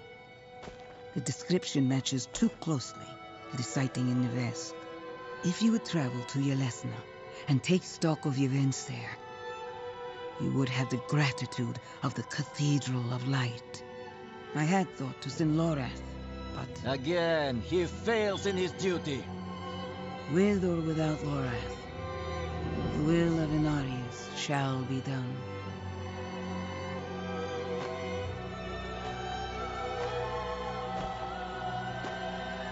Here, take the knight's report before you go.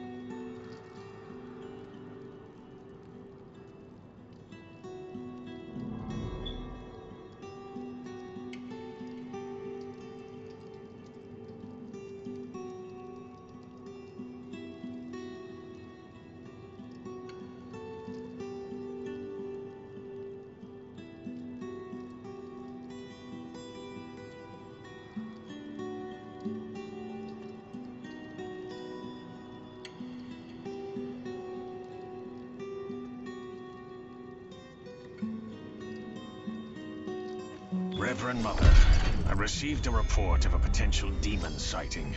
Horned woman near Yelesna Mines.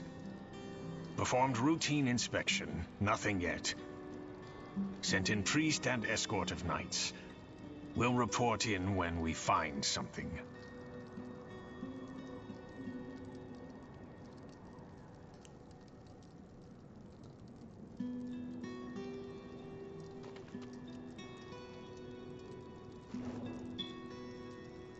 He was but a messenger, destined to pass on the word.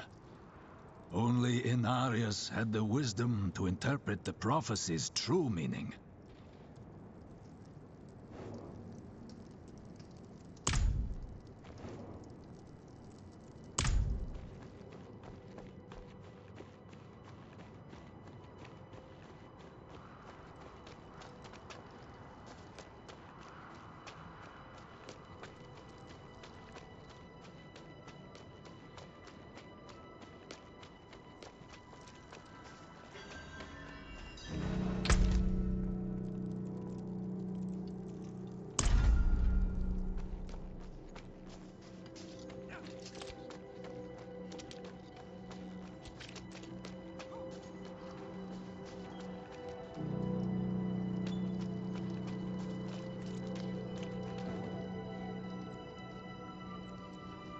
The new militia recruits have been training night and day.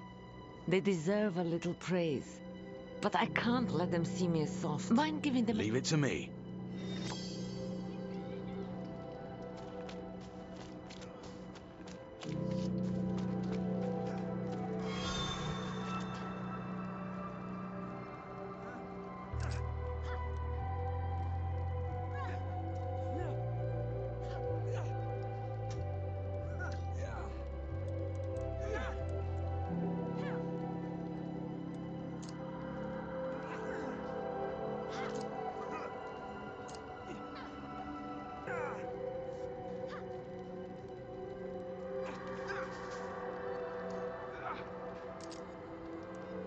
Greetings.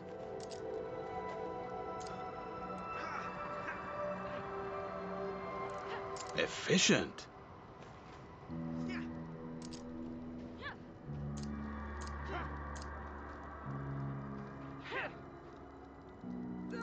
Thank you.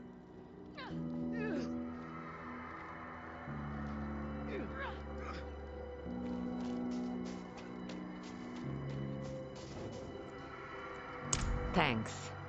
I hope they don't get used to it.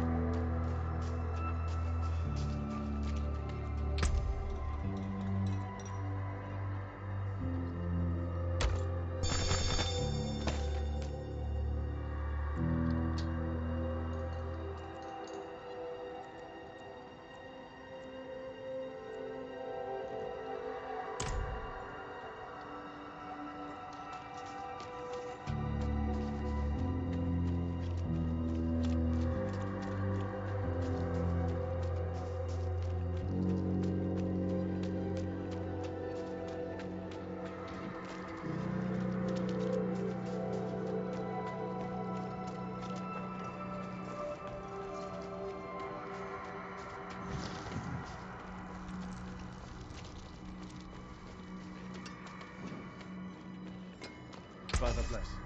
What do you need?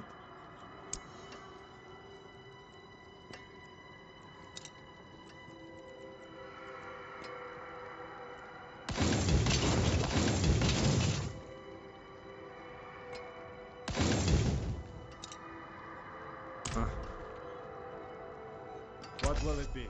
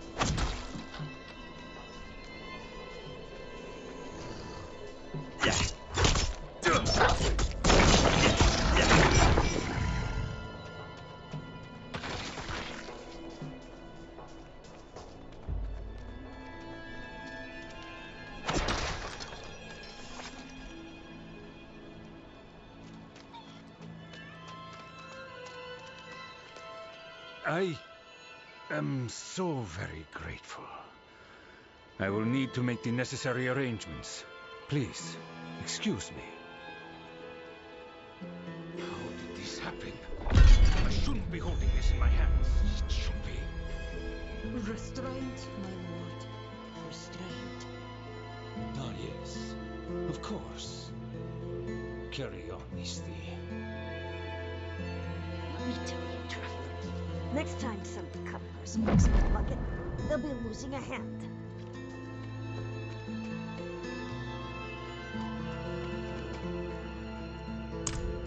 An arrangement I made went awry, and I was extorted by the ruffian Laskus for protection.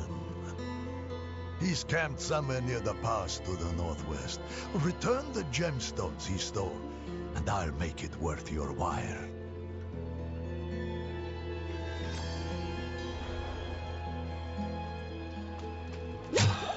More injured each day.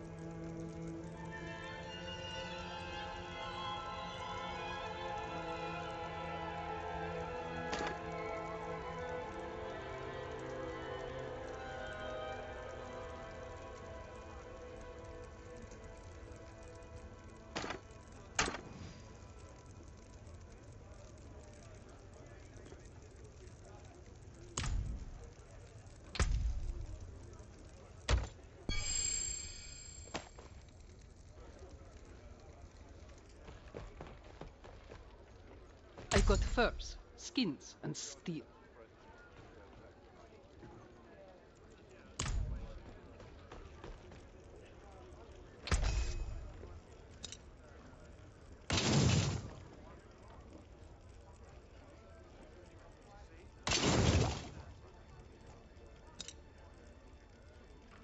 Come back if you need work.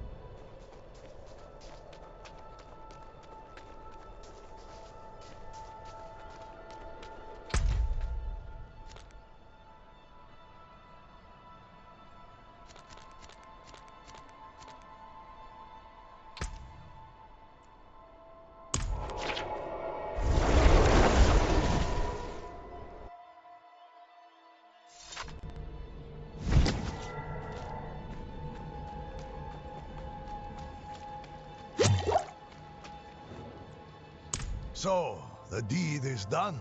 Excellent. I knew you would prove worthy of my trust. I'm sure you've heard the new word as it spreads. We will no longer suffer at the hands of the lesser. Our strength, our might, our destiny is to triumph over the weak. Yeah, but you keep on. Keep on keeping on. Bad enough I have to stand watch. Now I'm supposed to police the pickpockets? I guess so.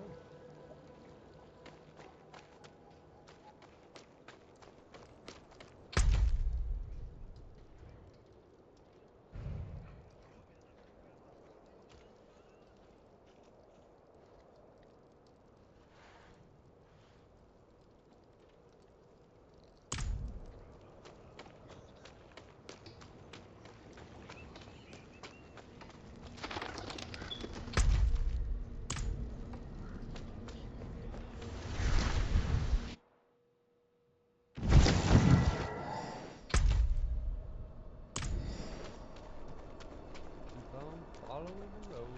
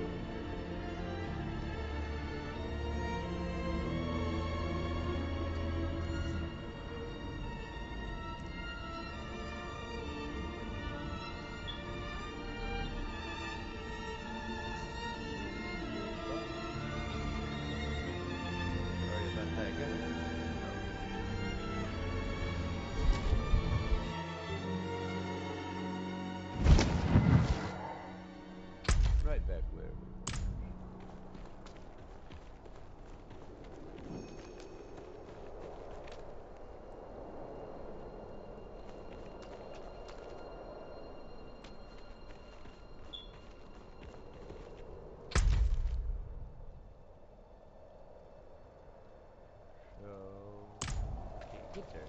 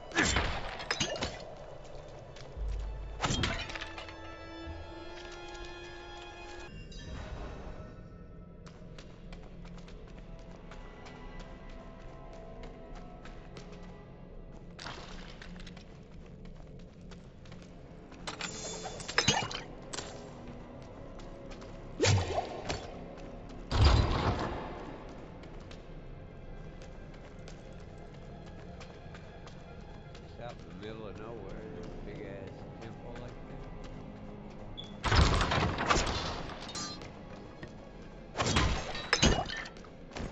Why would that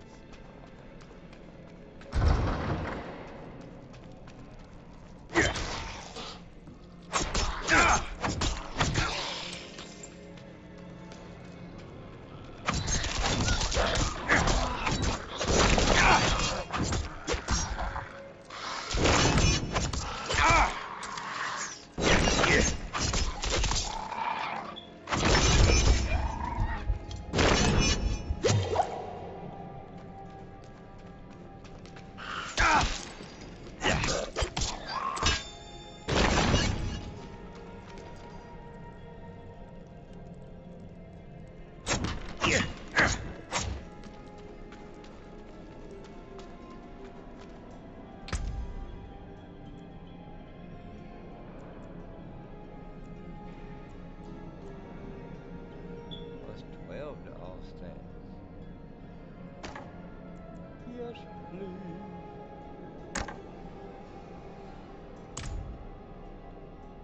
Take that.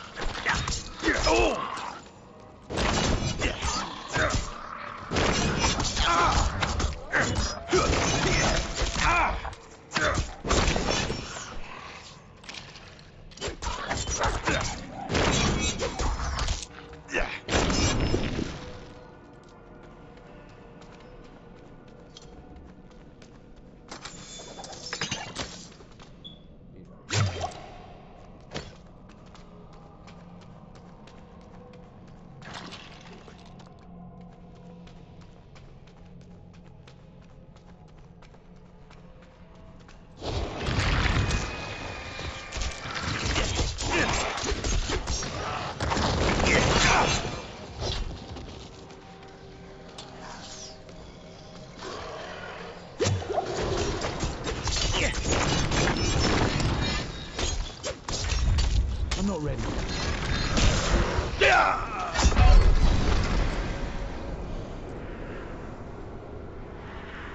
Wasn't ready for that. Damn.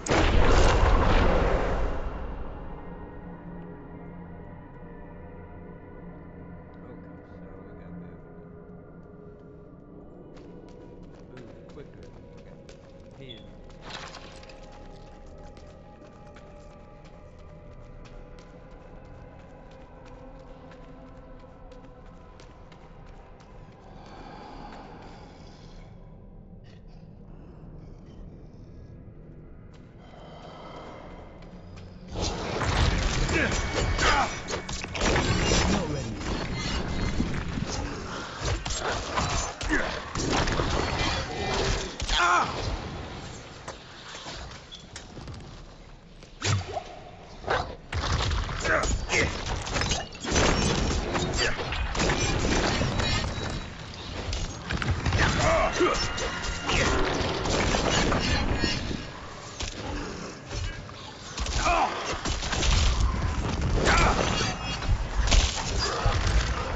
not ready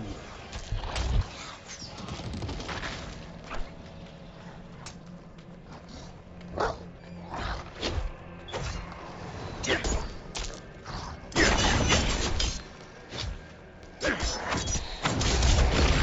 Need more time.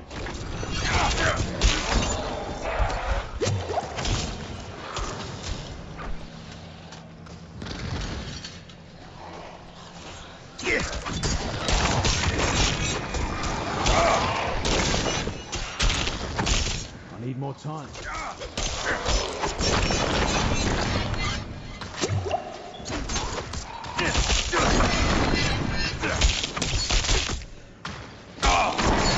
Need more time.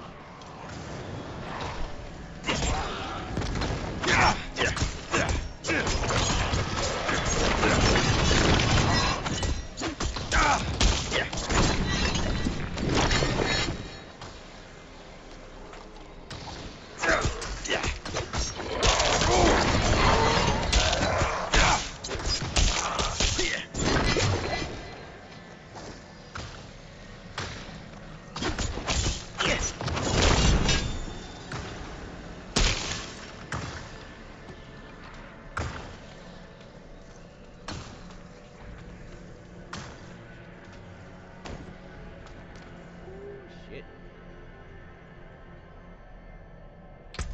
Got much harder real quick. Hold distance. Got shackled.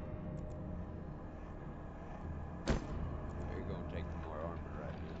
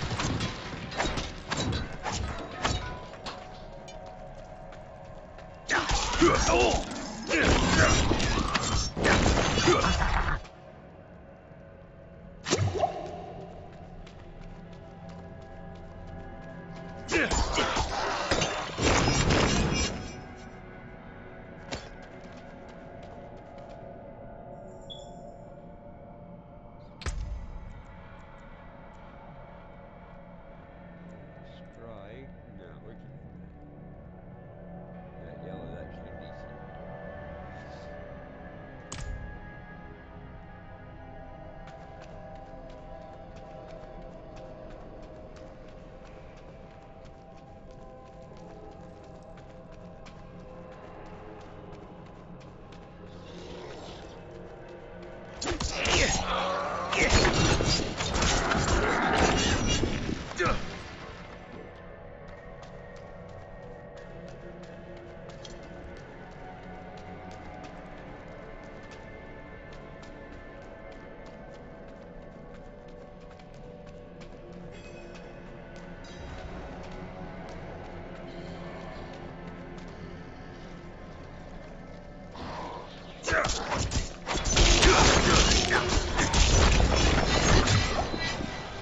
more time.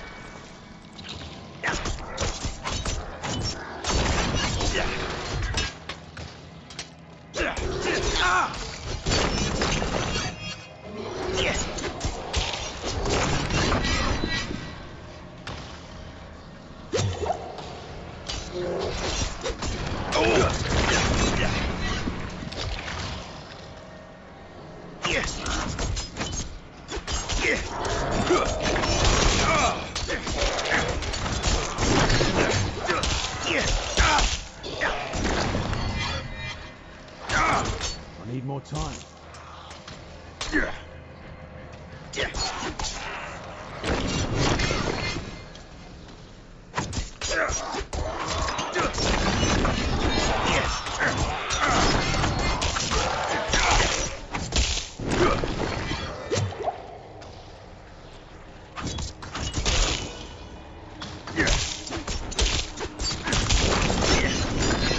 I'm not ready yet.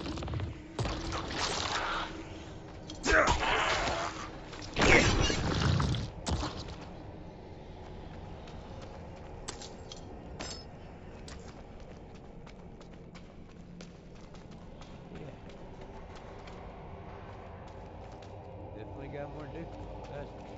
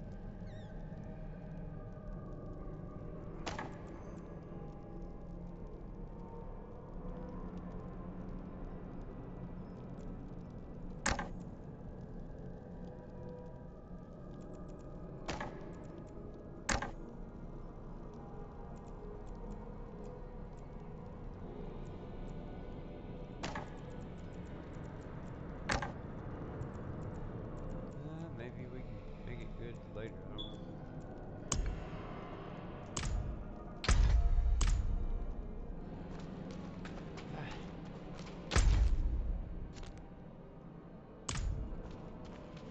See if we can get in here.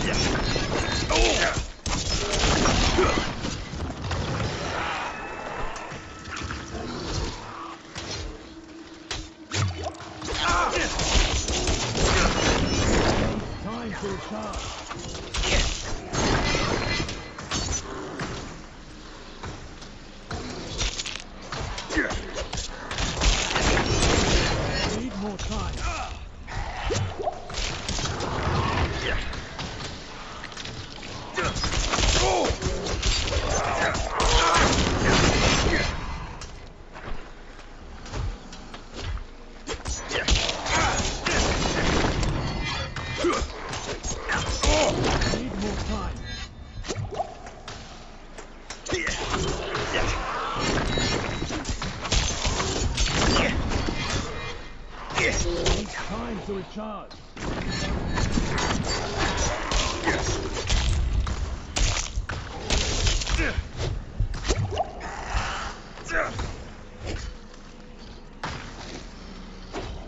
Need more time.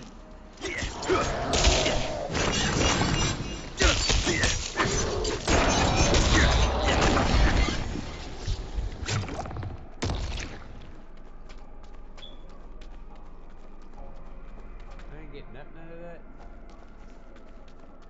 What the hell? That's bullshit.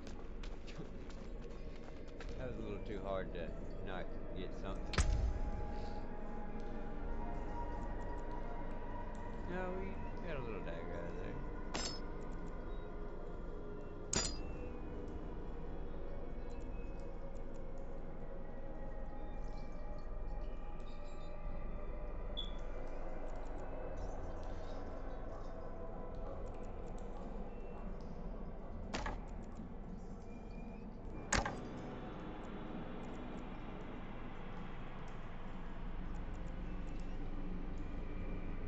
Still got to keep $12 stacks. Hell yeah.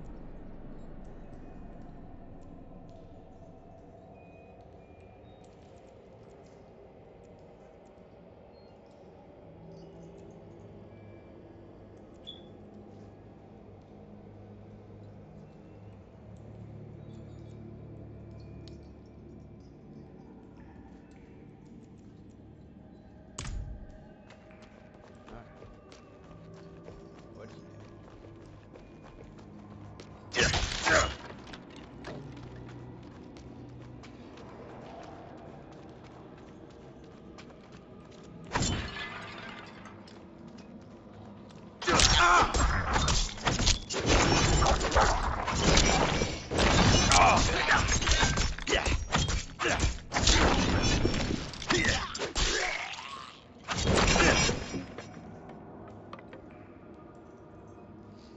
we do need a dash, though. We'll get around quicker. I beg you!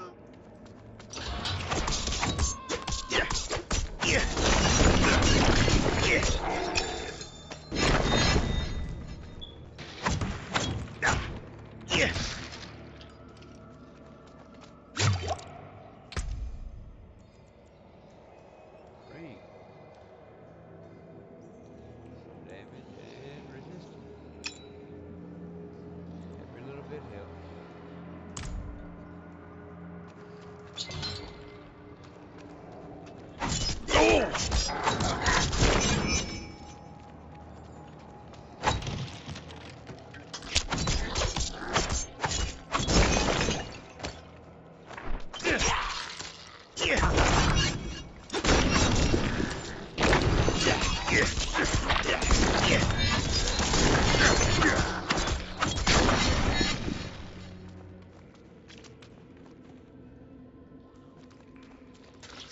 Oh, damn.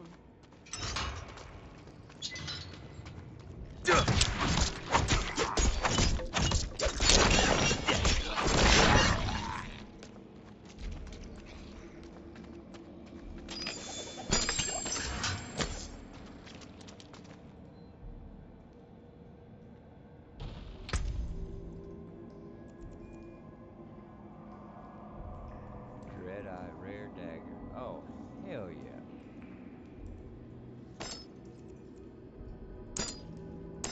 Nice. That'll come in freaking handy. Alright.